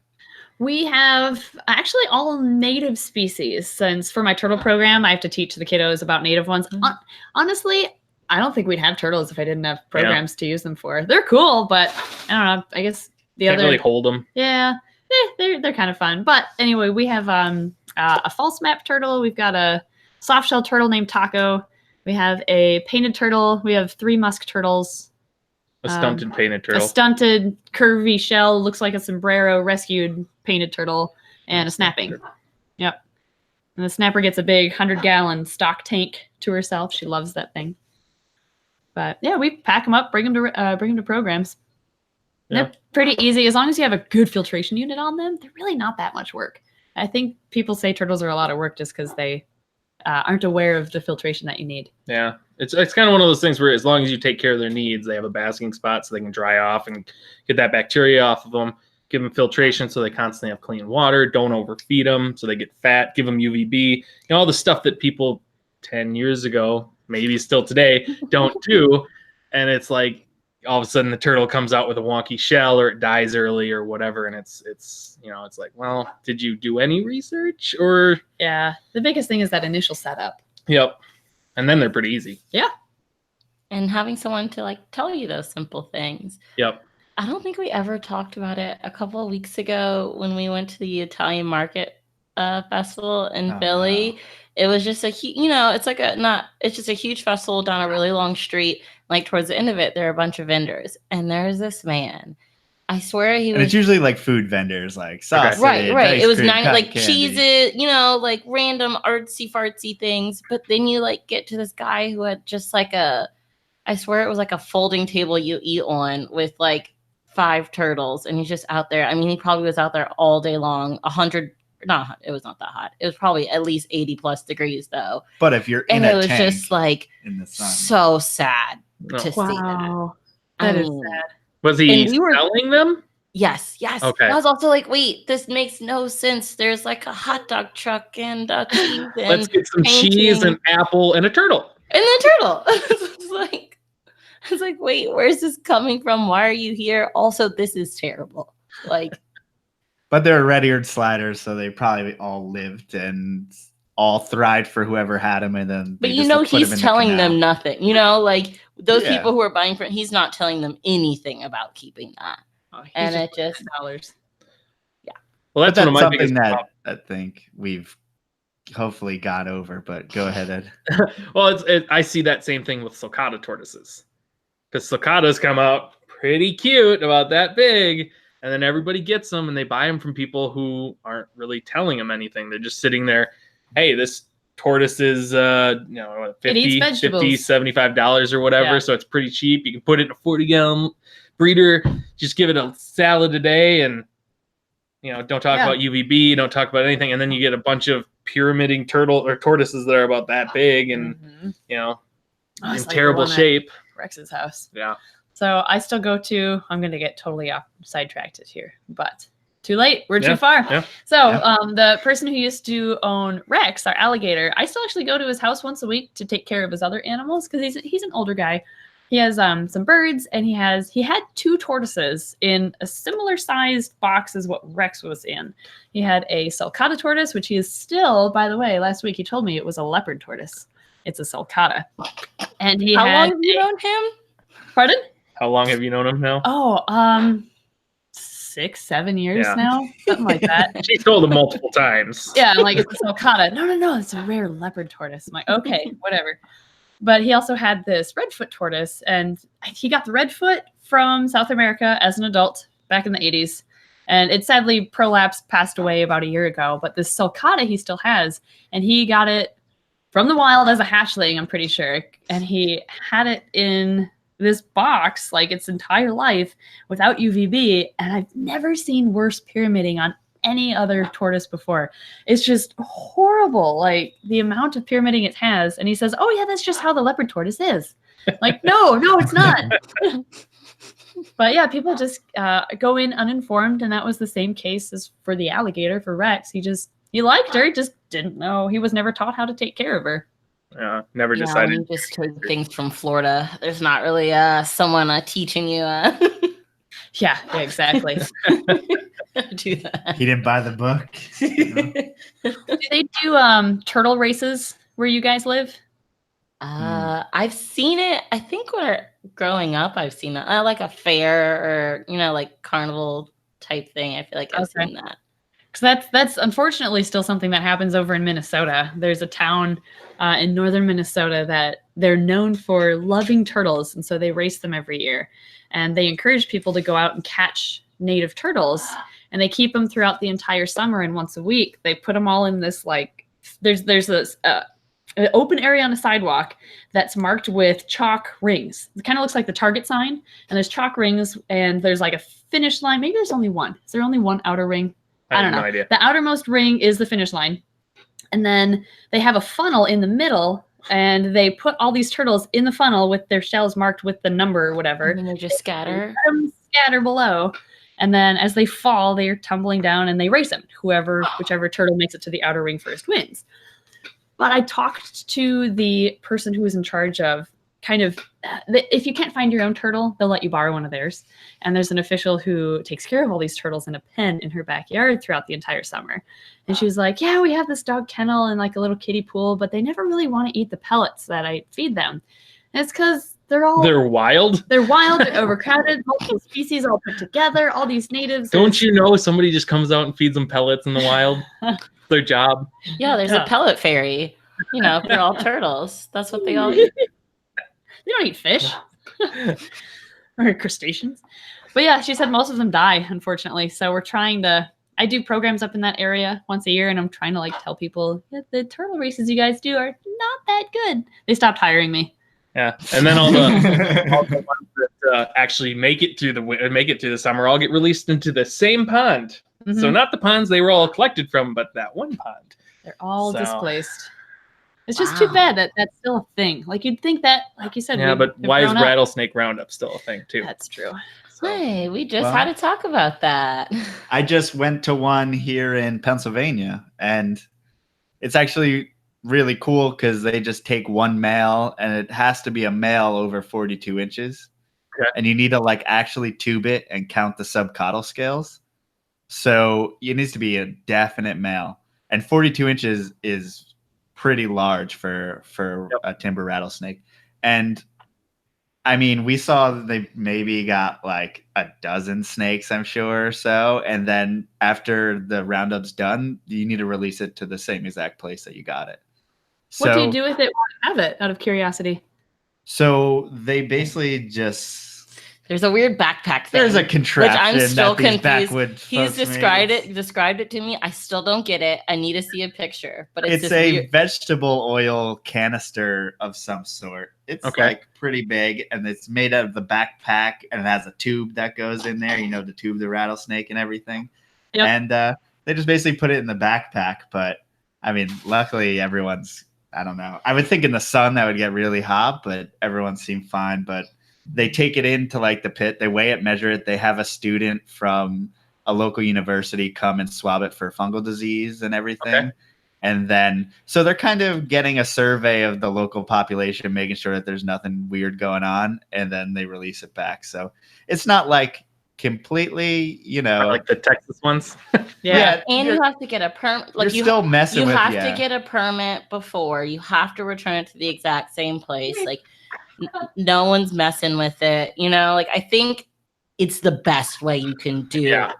It's the best I could ask for, like in a event like that. But yeah, we also went to Sweetwater, and different sentiments for that one. But. Yeah, I know there's I can't remember who it was who we were talking to, but the ones who are fighting the rattlesnake roundups in Texas by doing basically similar things where they're educating the public about the rattlesnakes and showing different things about, keeping them alive instead of going around and killing them. Right. Why you shouldn't kill them. Yeah. That's what we need. And unfortunately, like the, I guess it'd be Texas Parks and Wildlife, they are basically in the pocket of the rattlesnake roundup, the JCs who put on the rattlesnake roundup. So they couldn't care any less about, stopping it, unfortunately. Yeah, it's a shame. It is. Are there rattlesnakes up near y'all? Yeah. I mean, I meant rattlesnake roundup. Sorry, up near y'all. Oh, no. No, they're an endangered species in Minnesota. Super protected. Very protected, yes. And we only have one species, just the timber up here, or the canebrake. They call them down south, I guess. But yeah, you definitely have to travel down south a ways in order to find them. Yeah, travel down south, then you have to take a hike about a mile up a cliff. And then you got to like kind of hang off this cliff as you're looking at them. And can't take pictures of you holding them or anything, or else that'll, the DNR is going to show up to your door going, why are you touching these snakes? Yeah, it's called, you're considered harassment. So you can look, but you can't touch. Yeah. They're such cool animals, though. Wow. Love timbers. Yeah, that was like the one, I've seen a bunch of native animals in the wild. And that was one where I was just like, I don't know. It was different. I don't know. It sounds weird, but well, the one we found last year was this gravid female, and she and when she was done rattling her tail, she totally calmed down. She's like as chill as any of our other snakes. Not that we would hold her like any of our other snakes, but probably could have. Yeah. once she calmed down. That was a fun day. To be honest, I was surprised how many people had hands on the animals because everyone had to tube their animals at this roundup. Okay. And the fact that no one gets bit and there hasn't been incidents, it's a testament to like how good the timber rattlesnake is for sure. Yeah, really. Try doing that to like a water moccasin or water moccasin. Would not be the same story. No. And imagine if we videotaped everyone trying to tube a rattlesnake and posted it up for everyone to see. Yeah, really. What would the comment section be? I don't know. You just have to ignore the comment section. That's the important thing. Pay attention to the comments for the first day and then stop watching because that's when it gets bad. Mm-hmm. Yeah, it's like after your true blue subscribers catch you in the first day or so. Yep. Exactly. I think to date, our most disliked video is the goldfish catching video. So there's a video, there's a lake actually near us where someone years ago must have released some goldfish, and now they have taken over this lake. And we called the DNR to see, can we catch these things? Like, is that legal? They're invasive. And they're like, yeah, sure, that's fine. As long as you put them on ice before you leave, you can take them out. We don't care. So we wanted to make sure it was okay first because we were going to film it. We're not going to put something up on YouTube that's illegal. Hey guys, look at us do this illegal thing. Right. So we got it all okayed, got the green light. We went out and we caught with our hands in the shallows of this lake, I think like 40 goldfish. And they're no joke, about like 8 to 10 inches long. And we put them on ice in a cooler and brought them home once they were dead. And we tried to like thaw them and feed them to Rex, and she didn't like them for whatever reason. Yeah.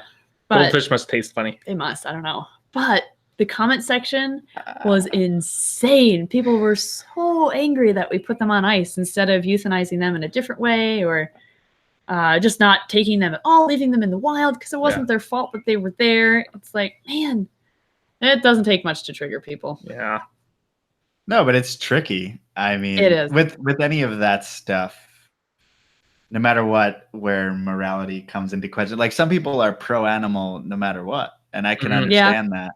Yeah. But I like the natural world as it is. And of course I wouldn't want a goldfish in a pond. And that's probably the same idea that you had. Yep. Yeah, exactly. And like, we would have preferred to use something like clove oil to euthanize them, but we were told to put them on ice. So we're going to put them on ice. We were also planning on bringing them home and feeding them to the reptiles. Yeah. So, you know, you don't really want to put clove oil on something that you're going to be feeding. So, you know, there's that, but. Not to mention, I would have no idea how to dispatch a goldfish per se. I mean, it's not something everyone does all the time.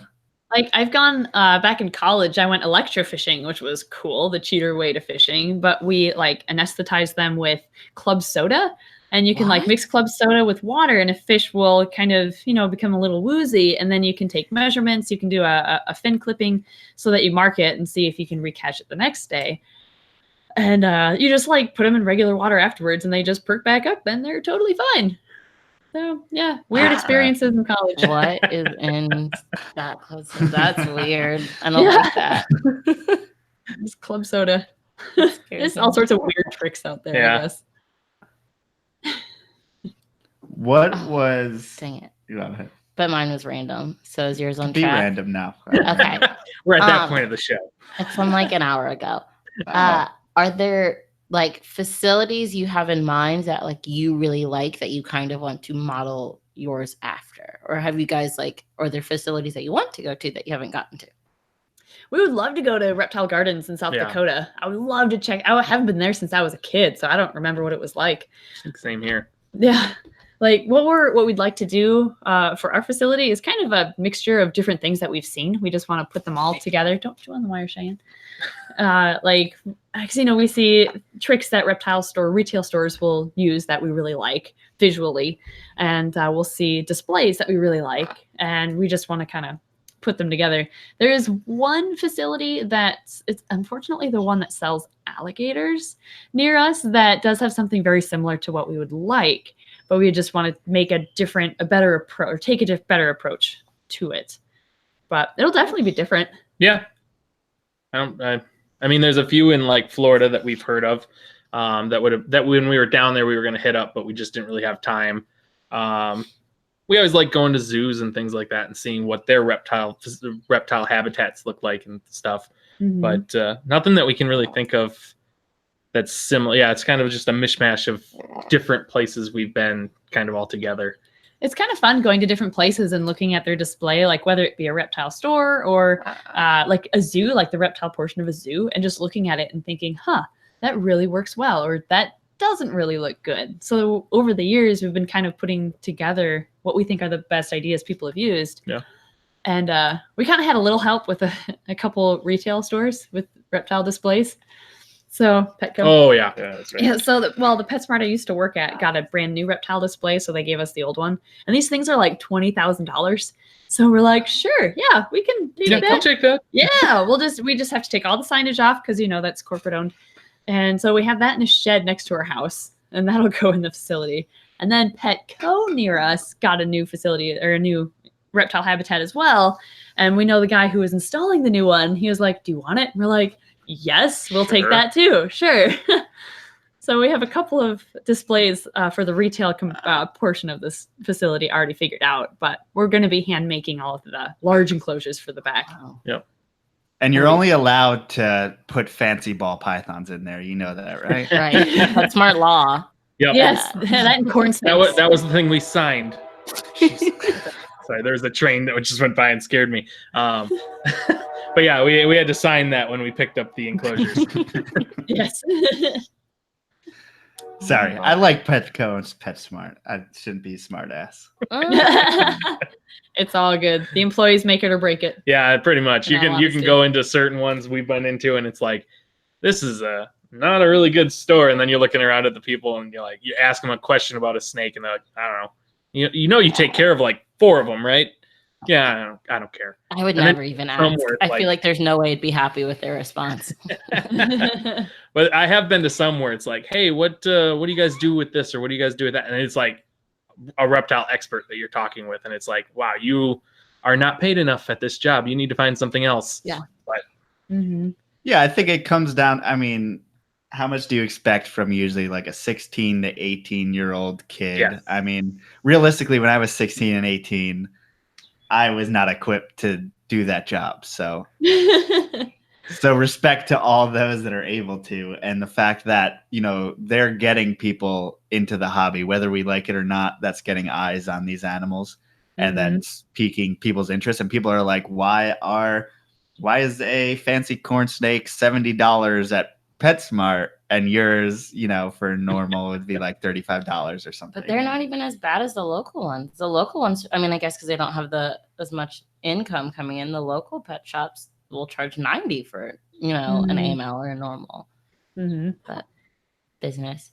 But I mean, I still have, despite all my like qualms with Petco or whatever, I'm still determined. Like, I want to have that story. Like, oh, I walked in and found this random cool, amazing thing. So Emily was probably there like before morphs were that readily available in PetSmart, or did you start to get them in?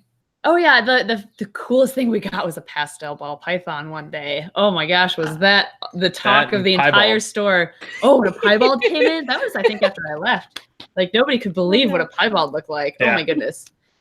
But yeah, I remember back in the day, I would order all the animals they got in, and PetSmart, you used to be able to order cool animals. Like I ordered yellow spotted walking toads, and I got what else? Oh, I ordered they had Uromastyx at some point. They had collared lizards. They had just really cool stuff that I was able to order and get in. And they were captive bred for the most part, which was surprising. I mean, not everything was, but nowadays it's all on auto replenish with PetSmart. So you can't order anything, but Petco's are run a little bit differently. For them, it's auto replenish for certain SKUs, just like PetSmart. But if you have a lot of good reptile sales and you can prove that you're a good store when it comes to reptiles, then you get the ability to order your own reptiles, from what I understand. I mean, I've never worked at Petco, but that's just what I've been told. So Petco's are the one to go to that you might find something weird. Yeah. So That's where when I get a green tree. That actually will help us out a lot. I know That actually narrows will it down. stop me from going in every single PetSmart that I And it's see honestly on more the her road. than me for No, some reason. It's because like- I'm jealous. No, it's because I'm jealous of all the people who find cool stuff. especially and I want corn snakes, like you will find actually really, really legit animals, random like things, with crazy right. mutations in them. And I just want to be like those people. But shoot, what was I gonna say?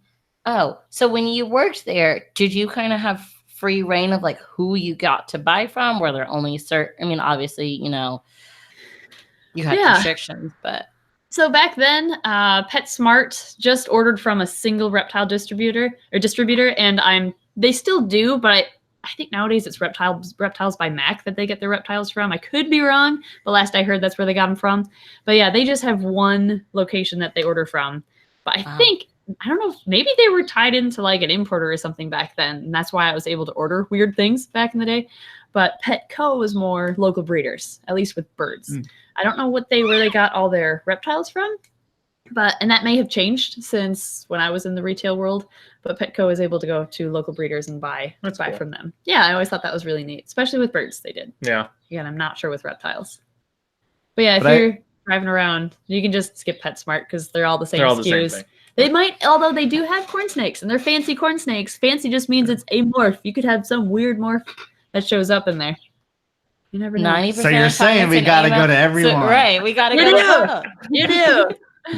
Except it's hard. Like 90% of the time, I feel like there's maybe one corn snake. Or I'm in the looking pet photos around we like, see. where? Also, like, where is it? It's Yeah. under the carpet, the reptile carpet. It's hard to Yes. find. Right, and I'm never ballsy enough to be like, can you come move this so I can see it? I'm 'Cause probably not unless going to it's buy something it, crazy, yeah. but I just Yeah. want to see it. But I'm sure like working at a place like that gives you some perspective at least of the mindset, because we forget, or like people, just reptile people in general, you forget like the general public's, you know, how they receive stuff or how they think about the animals and the keeping and everything like that. Right. Yeah, I think that everyone should work in a retail environment for at least 6 months in their life so they can kind of understand how it's run when it comes to inventory and customer service, all that Mainly fun stuff. customer service. Yeah, there's all sorts of stories I would go home with, though, after working at PetSmart. That's how we got our Eastern hognose.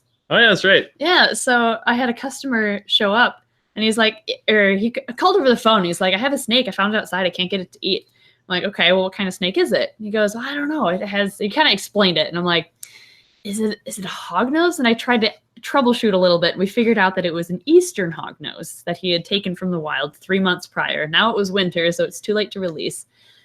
And he couldn't get it to eat, which makes Shockingly, sense. it wouldn't eat pinkies. Yeah. Strangest Which, thing. for those Just of you like who don't every know, other Eastern Eastern- hognose of all time. yeah. It like would only eat toads. But so I told him I could take it in, and we had like a king snake at the time Yeah. that was a rescue, and he had a great setup, but it was just an Eastern hog. So we traded. I gave him this really good eating king snake, and I took this Eastern hog. And after about 2 years, we finally got him to eat unscented, frozen, thawed rodents. So that's where we got our Eastern from. Yep. And Sparkles. then we got Sparkles. Last time I let a kid name a snake. And then yeah, so there's all sorts of stories. The best How is was the one. the transition getting them onto pinks? We first had to give him toads. Like we would take toads and we'd euthanize them, and he'd take frozen thawed toads. And then once he was eating a toad, we would conveyor belt sneak in a pinky afterwards, and then he'd just eat the whole thing because he just, they just keep eating. And then we switched him from that to toad scented because he was already kind of used to eating pinkies. And then after that, just over time, we just scented with less and less toad, and he just started taking unscented on his own. But it took about 2 years. Yeah, Yeah, which sucked. that was fun. Mm-hmm. But he's on it now. So Yeah, no. managers or whatever didn't care about you making trades with people calling in the store, and you're like, oh, I'm gonna take this one. Nah, I just didn't tell them about it. I was like, yeah, we'll just do this trade on the side. He just brought it in a box, and I've gotten salamanders that way. Like, can you take these? I'm like, yeah, just don't tell anyone. Just bring it on in. Well, a lot of times the people would call in, they'd be like, Emily, we got another reptile question. I don't care. Yeah. And it turns out if someone wanted to get rid of their snake, I'm like, sure. Let's meet in the back alley. Yes. In the store. Gosh. Well, the best PetSmart stories were when people would like come in with this baby snapping turtle, like a hatchling, and they'd be like, yeah, I saved it from the road. How do I take care of it? And they don't want to spend any money taking care of or getting a proper setup. Like, really? You didn't save it. No. No, Saving it would have been leaving it there. Mm-hmm. Yeah. definitely. And that's kind of the mindset that a lot of people have, that like, oh, I'm giving it a new home. Like what I'm doing is better than it being outside. And it's like, oh, wait, do you realize outside is its home? Yeah. Yeah. It's tough to get that across to people. I'm going to take this red-eared slider and put it in a container with no light, and it'll be better than when it was outside.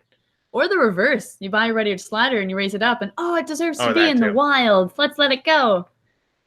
That's a AKA, good you just lost interest for the animal. Yeah, exactly. idea. This thing's been here for 10 years and hasn't died yet. What in the world? Yeah, I think we kind of forget sometimes how little, like how small of a part, a pet like a snake or a lizard or something that just essentially sits on the shelf. We forget that like people are very passive with it. When we have our houses full with reptiles everywhere and it's our life, Yeah. like it's such a different attitude. And I can't expect everyone to share that same, passion or attitude about it. Mm-hmm. Speaking of filling your house, did you guys buy this house in mind that it would slowly fill with reptiles? Nope. We had one snake at the time, and then we had the house for 4 months, and then we had an alligator. Yeah.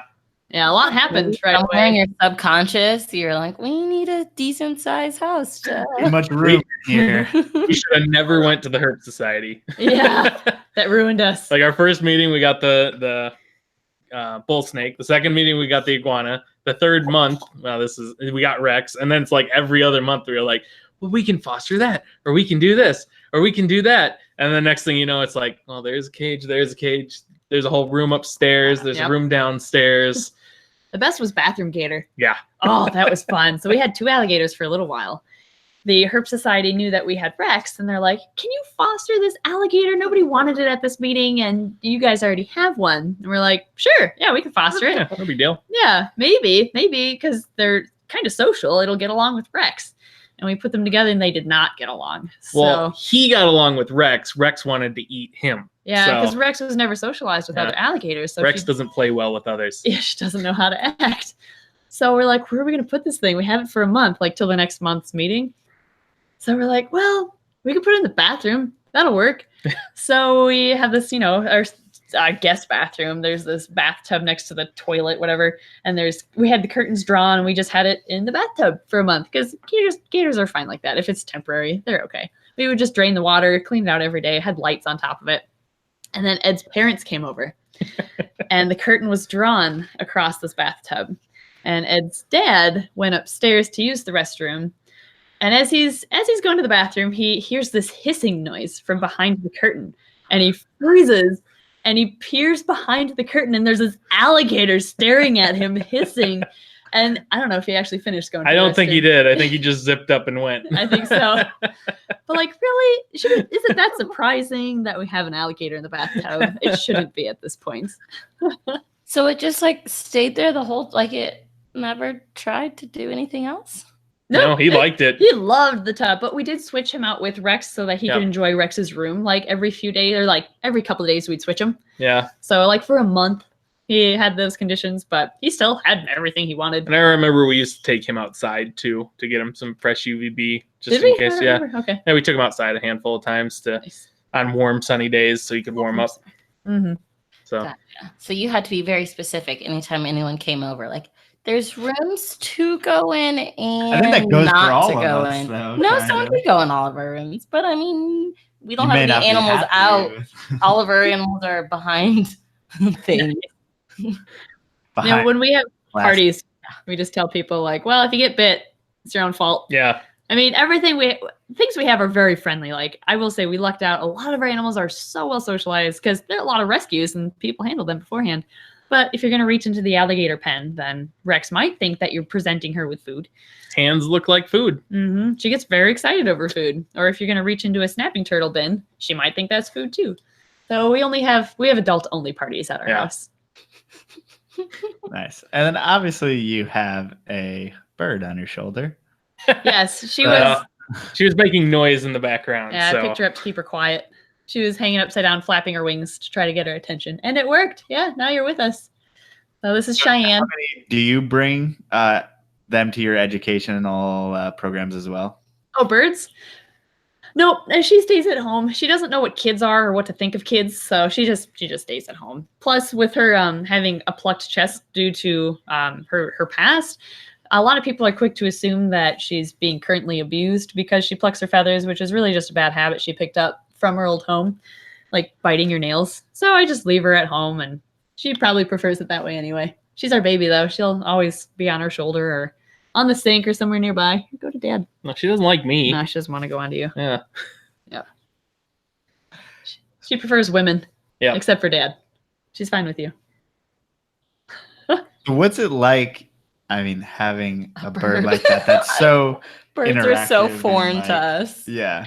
Birds are so much more work than reptiles. Like, at one point, I had 2 macaws and an African gray, and they just demand a lot of time. They're like constant toddlers, and they're about as smart as toddlers too. So you just have to spend a lot of time with them. and giving them attention. They are loud. You just have to accept the fact. And they have fast metabolisms. She have to poop. Yeah. Okay. Wait, how And do you they know? Yeah. How do you know? She makes a certain noise when she has to go to the bathroom. So we've just kind of learned how to communicate with her a little bit. Not that we Wait, squawk at her. so is that just like she naturally makes this noise? Yeah, it's just a macaw thing. She makes a certain noise, and we're like, oh, she has to go to the bathroom, and she's kind of potty trained. Good girl. Yeah, Wait, what is she going on right now? I can still see her. Oh, there's like a manzanita tree over there, and that's where she chills when she's down with us. So this is like our family room area, and she gets her own stand so she can be with us too. Wanna come back? But where did she poop? Oh, there's a newspaper underneath the branch.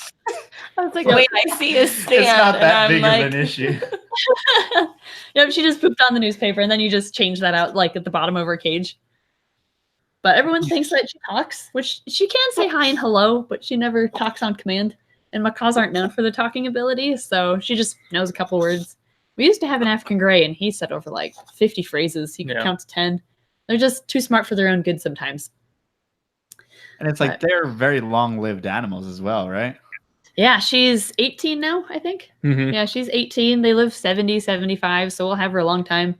But she was the ring bearer at our wedding because, like, when we first got married, we were all about the birds. Yep. So our colors matched her feathers, and she had, like, a little pillow on her back. But, yeah, you participated, didn't you?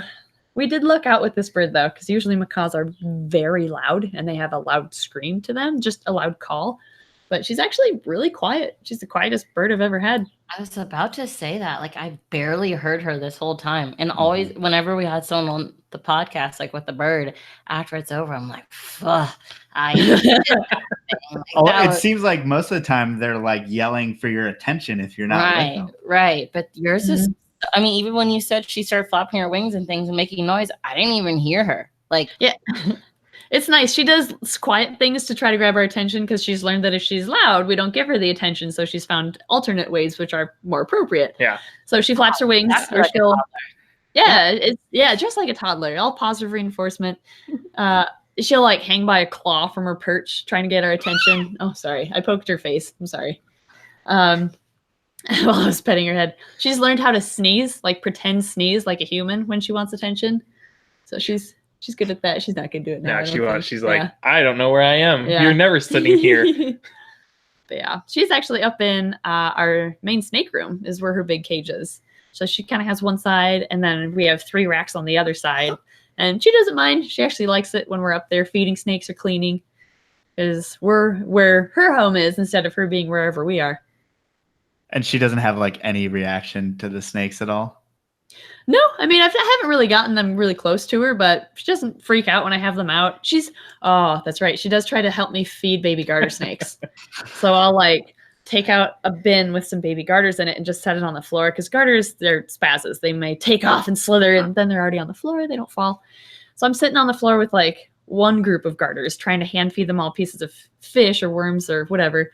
And she'll immediately crawl off of her cage and come over, and she just wants to look at them all. And I'm sure if I let her, she'd try to taste one or pick one up. Try to see what one is. Yeah. And she loves dubia roaches. Like whenever I have to reach into the dubia roach bin, she's obsessed. She runs over and starts chewing on all the cardboard that the roaches are on, or she'll pick up a roach and like drop it outside of the bin. Like, you are not helping. Yeah. She thinks she is. She does. She's grabbing one for you. Yes. But that's life with a parrot. Yeah, that's like, as snake keepers, we are very spoiled in a lot of ways. Things are very, very simple. we can be around them when we want to and not be around them when we want. Yes. That's one of the main reasons why I switched from reptiles to birds, was because of how much easier snakes are to take care of. But it always like blows me away how much, I don't know, respect I have for people who dedicate themselves to birds. birds. Bird people are kind of crazy, though. Yeah. I think it gets to them, makes them a little bit insane. Yeah. Because, we run these bird shows, and there's a lot of weird people Crazy who own bird birds. people. Yeah, crazy bird people. Oh, man. Yeah, not like the snake people who are totally normal. You'd be surprised, like with all the vendors we deal with, I'd say snake people are the most normal, Yeah. like the easiest to work with. Or is it just that that's what we're used to? Well, there's not as much drama, That's I don't true. think. There's more drama with sugar glider breeders and bird breeders than anything else. Well, those are illegal in Pennsylvania, so Are they really? It's the only thing. I don't know why. Everything else is fair game. Huh. You can have venomous, any type of venomous. You can have alligators now. Just people Yes, have you can have alligators, crocodiles, all that fun stuff, but no sugar gliders. Well, I know back in the day there was a veterinarian that produced a paper that said sugar gliders had venomous sacs that they could glands, which was completely false. So that's why one of the reasons sugar gliders get such a bad rap. Plus, their poop has some disease in it. I think every animal you can get sick. Exactly, but why are you going to eat their poop? So let's steer away from eating anyone's. Yeah.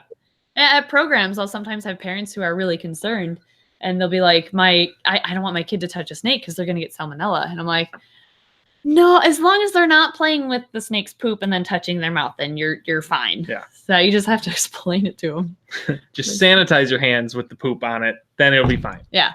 There's just a lot of misconceptions out there, though.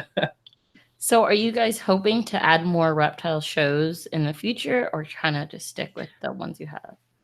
I think we're pretty much at our max capacity of the shows we can handle. We do take summers off from shows. Like our next one isn't until August. And that's just because I have so many programs during the summer that I wouldn't be able to juggle shows or expos on top of it. Right. But I think we have a happy amount without it being oversaturating the market. But yet enough opportunities for people to shop at. There is another show near us that does shows during the summer. So they just take care of the summer season and we do the rest of the year. So it works out pretty well. And then also depends on if they keep growing. If they grow, we might lessen the bird shows and remove one bird show, add a reptile show. But reptile shows are more fun. Yeah, they are. I get to walk around and look at stuff that I might actually want to buy. Yeah, I think that it's an interesting balance between like local shows. Wow, puberty voice crack. One. So like we could see that sometimes like markets are hammered way too much, like with a show every single month, and it just kind of gets stale after a little while. There's a show near us. It's in Illinois, I think. Scott Smith. Yep, Scott Smith. They do a show every other weekend. And somehow they have big turnouts every time. I don't know They do like any type of animal, right? Yeah. Yep. Yeah, there's puppies. They have like elephant rides there, which like really? No. But, yeah. And What kind I of think video is this? I think the people have been saying that it's turned into just kind of like a feeder show. So people every other week just go and get all their crickets and all their mice and everything fresh from the show. And then the next week it's going to be there again. So yeah. That's wild. That's a lot. It's just hard to keep vendors happy that way. Yes. Yes. You're doing crickets or mice. Yes. Yep. And that's our main goal with our shows is we want the vendors to be happy, because if they are, then they'll come back and they bring in the customers too. But in order to make them happy, we have to do advertising to bring in shoppers. Yep. So it's all just one big circle. And we can't have every vendor be ball python and Corn crescent snake. gecko, Mhm. corn snake. Yeah. Actually, we don't have any corn snake breeders in true. this area. So we are. You guys want to make the drive? That's You can be a vendor. long drive. They're good table fees. That's all I can Yeah, say. $30 a table is cheap. But yeah, Crazy. There's none. nope. No. We have one person that comes from Kansas. Yeah. Every once in a Oh, I while. think I actually know those. Yeah, do you? Here. What's their names? Kenny and Mary. From Kenny Snakes and Mary, Lizards. Snakes and Lizards. Just kidding, I don't. Okay. I thought there was only one Okay. corn snake breeder in Kansas ever, but We got to Turns out change not. that. There has to be someone in Minnesota or Wisconsin I that don't know. breeds corns. That's Well, I think corn's just nobody's interested. I think it's going to be like they got really big and then everybody bred them, and then ball pythons came to the scene and everybody switched to ball pythons, and I could see people going back to it, just like many other colubrids. Yeah, They're colubrids starting are really taking off. to take off. So Mhm. so. A couple of weeks ago, or was it months ago now? I don't know. We had Sean Gray on, and he also puts on shows, and he talked about one of his things, and we also wanted to ask, like, turning down non-animal vendors who want to come to shows. Oh, Do you yeah. have that issue too? Yeah, makeup people or Scentsy people. Scentsy and candles and Jewelry. We just put our foot down and say, I'm sorry, it has to be animal or reptile related in order to sell. Yep. So we've kind of gotten used to it at this point. Like, I'm sorry, no, we can't do it. The tough part is kicking out vendors who have already vended your shows, and we have like a 3-strike policy. And once they hit that, it's a tough conversation to fire a vendor. Yeah. But you have to do it sometimes. That is a tough thing, Yeah. especially when it's like, because we always like, if we get complaints about people or we see that there's something wrong with the animals, especially with small mammals, we see it mostly, where it's just fleas are a big one, or it's just like, because a lot of things around here are swaps. So they're like, somebody rented out a barn, you pull your car up, open up the trunk, and then you got rabbits or guinea pigs or something, and it's more of a swap. They don't have to pay, or they pay a small fee or something. I can't remember. And then people walk around for free.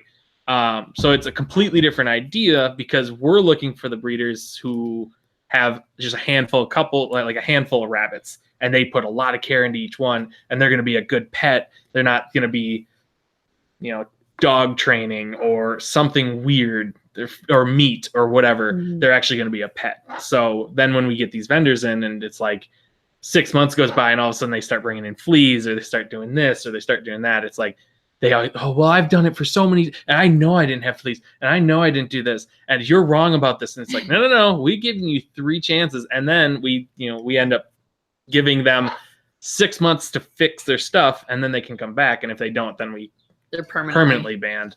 But that's always one of those tough conversations with people. It is.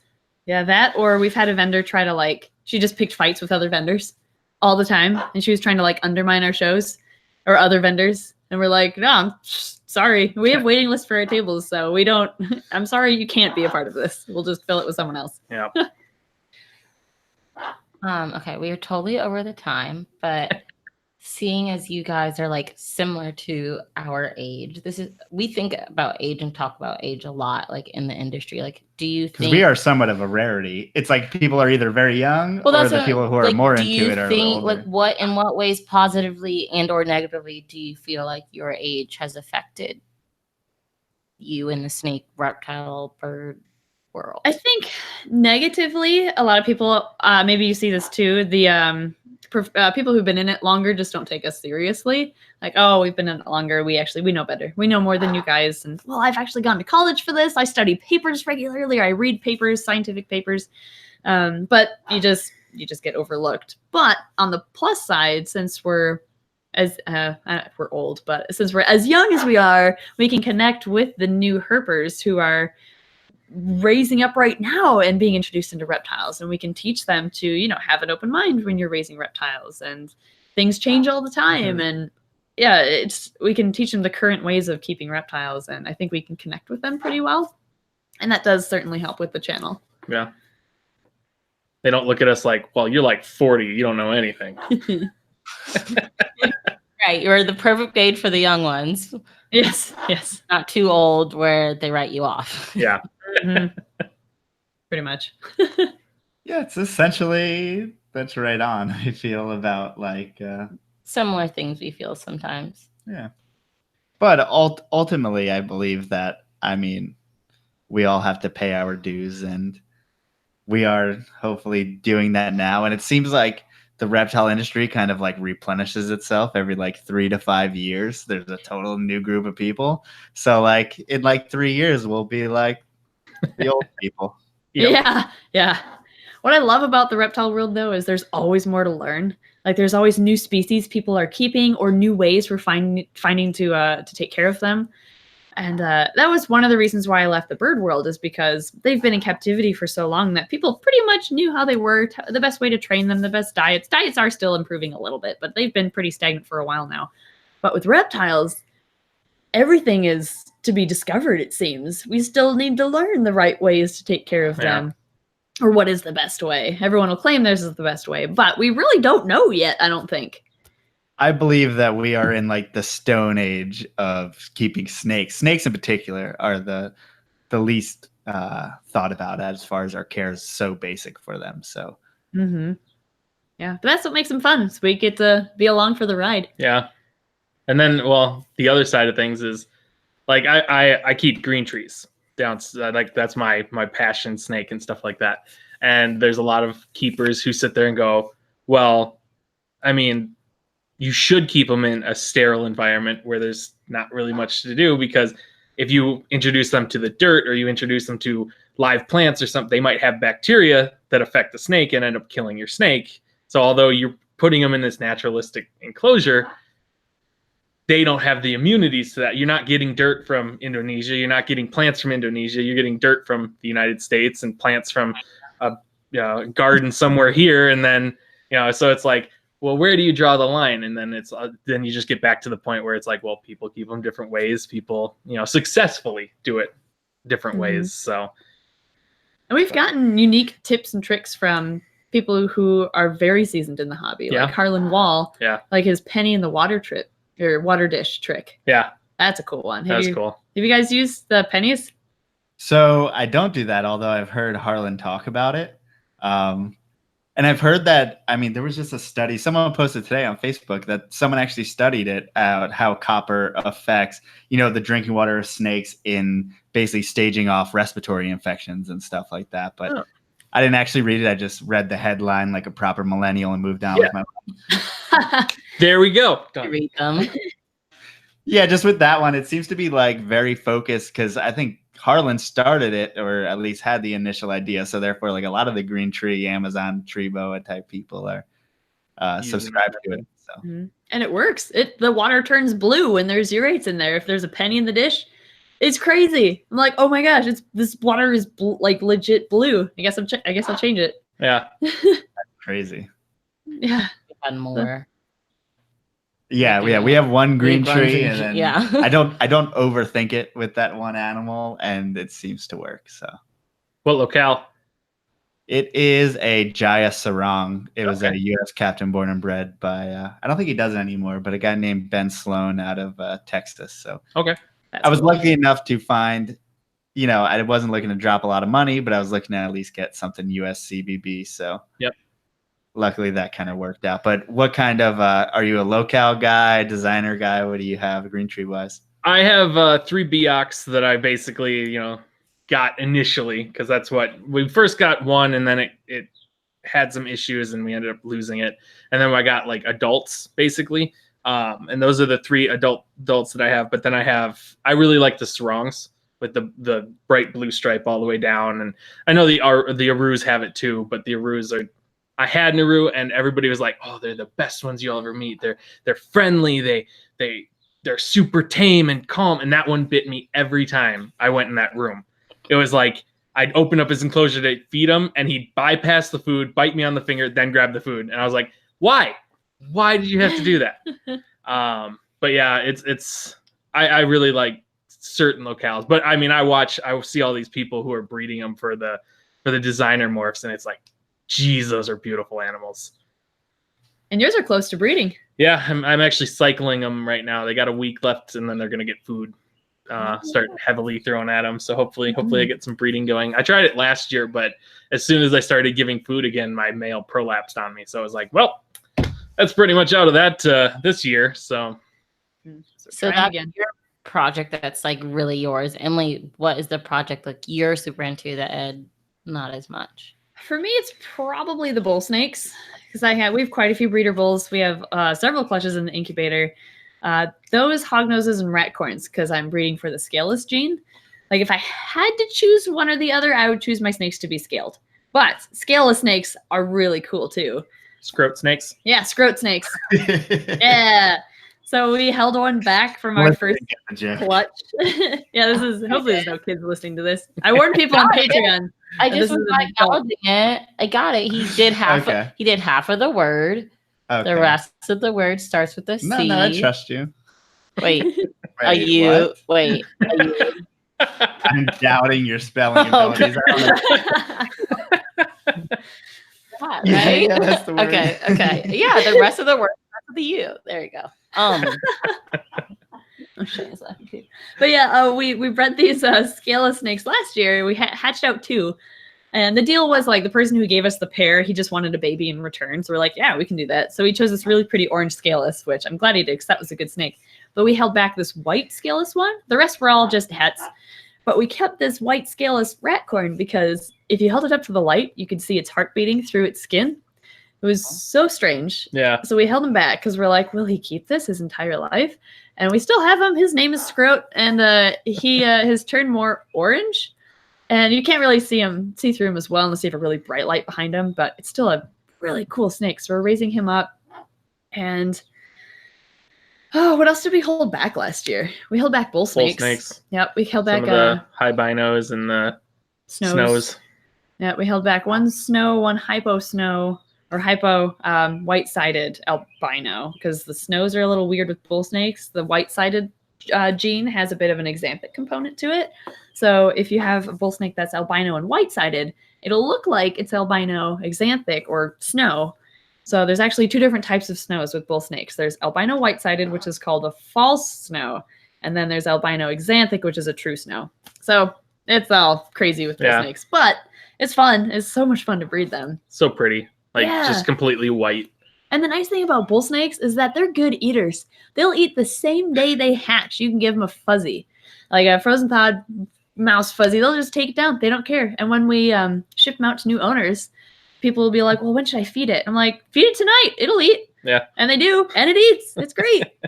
But on the other hand, hognoses, oh man, we've dialed back our hognose breeding just because. Let's not. We have PTSD.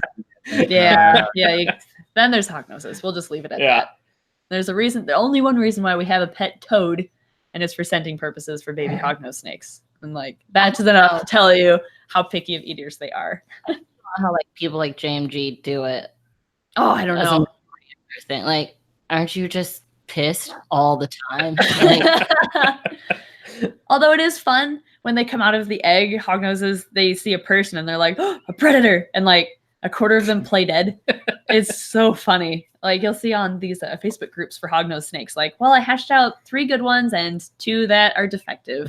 We hatched out 2 dead ones, and they're just, playing dead. I've just never done that. Well, that's the thing. It seems like they only tend to do that right out of the egg, very young, it seems.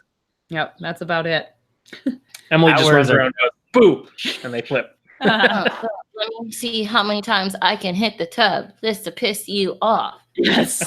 You're going to flare up and hiss as you walk by. You're not even messing with my tub, but I see you there. I feel your presence in the room. And so I've conditioned myself that when I feel your presence, I must just hit my face on the tub, And then our male's I'm just not going to eat now. Yeah. Let's just not eat now that we did this whole thing. Yep. You look at them funny. They don't eat. But then again, I have a hognose that'll eat in front of crowds at programs. So it really just depends on the individual. Well, my female will eat whenever, wherever, but the male seems to and then she eats her eggs. And then, she ate all of her own eggs. Oh, no. Hey, it's coming out. It's going right back in. Hognose just seems to be a certain special kind of creature. You got to be a special kind of person to deal with a lot of them. Because I'm not that person. The same person that's patient. I mean, just got to be very patient. I'm patient. I work with 3-year-olds. Yeah, and hognose. I'm much more patient with 3-year-olds than hognose. I will take a group of 3-year-olds over a group of hognose any day. I'll take the hognoses. Yeah, same here. 1,000 hognoses, actually. They really should be worth more than $100 though. Yeah. With all the work that goes into getting them to eat, usually. Man, it gets tough. Yeah, that's why some people charge more, I guess. Yeah, that's true. Yeah. Okay, we are totally now past your time. So if someone wanted to reach out to you guys, what's the best way they can get in contact with you? Probably just info@snakediscovery.com would be best. We get a lot of emails and a lot of messages, though, because of the YouTube channel. So you can try to message us on Facebook if you want, or in emails, but we sometimes aren't able to get to all messages unless it's an emergency or it has to do with booking a program. So we will definitely try. And we have actually, if you email sales@snakediscovery.com, we have an auto response that has a Q&A that should answer your question. And if it doesn't, I will try to respond and answer it myself. Ooh, I may email that just to see the questions so I can copy people. There's things we get a lot of people asking, I'm looking for a good beginner snake. Can I buy an egg-eating snake from you? And the Q&A covers that, why egg eaters aren't very good beginner snakes. So yeah, you should do it. And then you'll kind of get a feel for like all the questions were asked. Yeah, for sure. And if you're on YouTube right now watching us, and you probably already subscribed to them, but if you are not, they are the most, like, you guys have the most straightforward education-based channel out there that's doing the right thing. So Oh, thank you. Thank you. thank you for that. And what's our stuff? Sorry. PortCityPythons.com. Yeah, there you go. Port City Pythons on Instagram. Port City Pythons on YouTube. And if you're watching us right now and you like the shirt that Joe is wearing, it is on our website. And if you're a 90s baby, tell us how many 90s references were in this podcast. Don't sue us, Viacom, Nickelodeon. Yeah, that too. We should be at a show Eventually in July. Are we trying to do a show in July? I don't know. We'll let you guys know. Maybe Harvard or Grace. Maybe. You going to Tinley? Yes, hopefully. Well, we have a room booked. I hope so. Yeah, Matt, I just gotta do the whole telling my boss thing. That hasn't happened yet. But I you mean, should it's probably just quit. But it's in October. it It's comes so down far to. away. Yeah, I mean, I'll probably tell her in October 1st that I need to take off 5 days or 4 or days. you'll mysteriously work. get sick. You know, whatever. Mysteriously happens. get sick. Totally. Whatever. But I'm assuming you guys are asking us because you guys are going to Tinley. Yeah, always. Yep, we'll Yeah. be at Tinley. Such It'll a fun be show. Year. He's been, but I haven't been yet. Oh, You haven't been to Tinley yet? I haven't. oh, you'll love it. Whoa, this is I'm gonna be fun. And it's hard to take off 5 days for a snake thing. You know? But this is the snake thing to take off 5 days for. Yeah. Yeah. Very I'm taking off for the snake thing. These, okay? yeah, but to not snake people, the snake thing means nothing. It's still nothing. It's still nothing. It's still nothing. Don't make me sad. Sorry. We were trying to end this. Okay. You're usually the good one at ending it. I know. But we very rarely have like fun people our age. So Wow. No one else listens. Shots fired. that's Wait, not a you bad guys wanna thing. go? It doesn't we don't get people Sorry to the our other age like that often. 150 people That's- that you just said were No, lame. that no, it has nothing to do with the lane. It has more to do with the Ah. age. Very rarely do we get people our age. Okay. That's what you were saying. Okay, I Don't worry, couldn't I'll end edit this it out. before I piss anyone else off. Thank you guys for watching and chatting, and we will see our listeners next week. Thank you, guys. We will still be on with you guys.